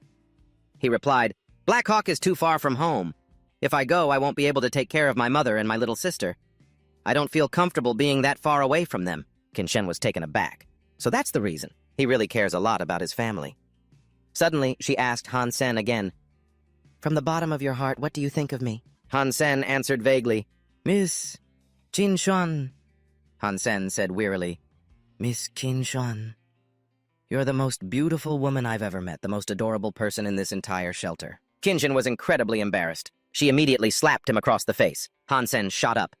Station Chief Qin, what did you do to me? He began to complain. I only remember drinking the water you gave me, and then Qin Shuan cut him off coldly. It's nothing. We were just training so hard that you got tired and passed out. I slapped you to wake you up. She thought irritably. Why was I even worried? I'll make him tell the truth later. Han Sen, having achieved his goal, smirked to himself. Qin Shuan is just a girl after all. She can't even handle a little teasing. She won't suspect me anymore. With her protecting me, everyone will just think I'm strong because of her help. Then, I can slowly improve my combat skills. Someday in the future, I can completely erase the existence of Gold Coin. That night, in a desolate forest, Han Sen handed a bag of mutant creatures to young Master Lin, saying, Young Master Lin, this is what I promised you. I waited until now to give you these two specifically. I don't want to attract attention, so don't tell anyone else. Young Master Lin opened the bag, looked at the item inside, and was utterly astonished. A mutant bloodfin shark. Brother Sen, you really are a man of your word. You're the real deal, Han Sen said confidently. Of course, I always keep my word. Suddenly, Son of Heaven walked over and said in a sinister tone, Well, if it isn't the great young Master Lin, why are you hanging out with this idiot? Following Son of Heaven was Luo Tianyang. Young Master Lin quickly stood in front of Han Sen and retorted, Son of Heaven, what a coincidence. Let me tell you, Brother Sen is my friend. There might be a misunderstanding between you two. For my sake, just let it go. Luo Tianyang shouted angrily, No way, not with that broke-ass punk! Son of Heaven raised a hand to stop him and began to leave coldly. Tianyang, let's go. No need to waste our time here. The next match is against that Gold Coin guy. Prepare yourself.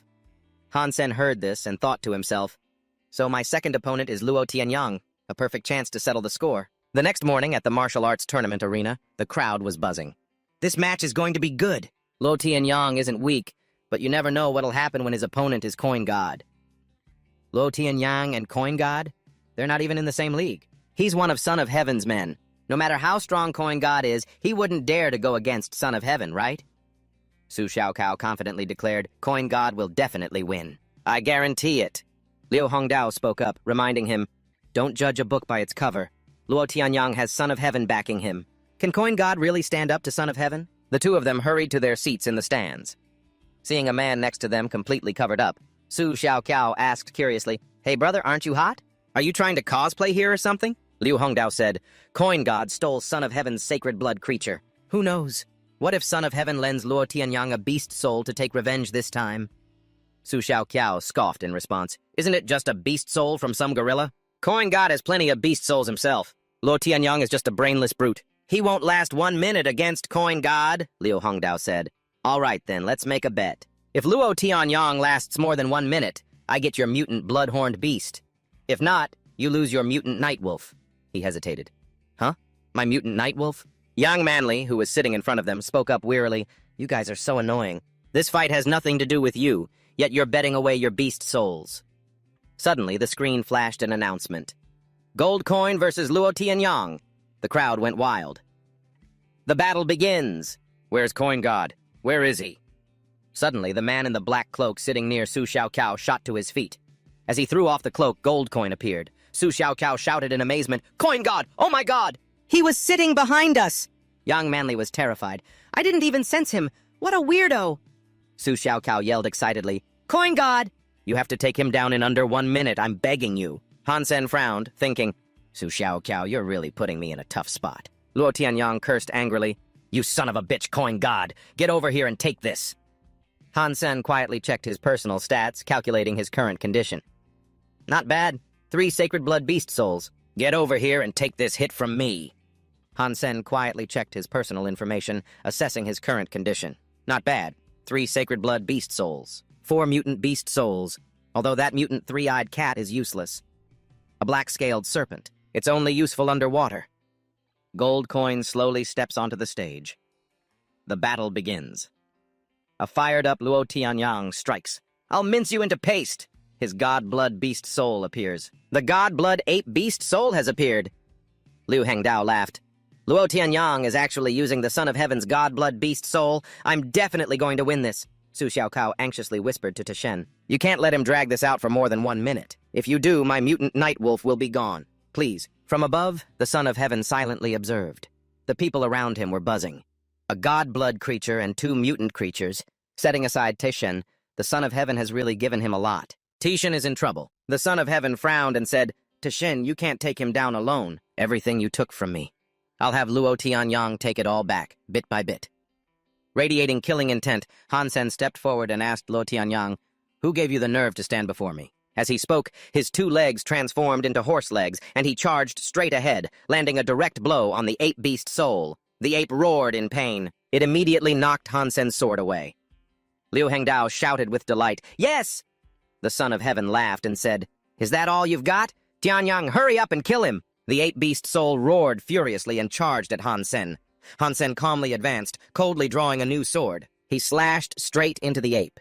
In agony, the ape coughed up a large mouthful of blood and collapsed onto the arena floor.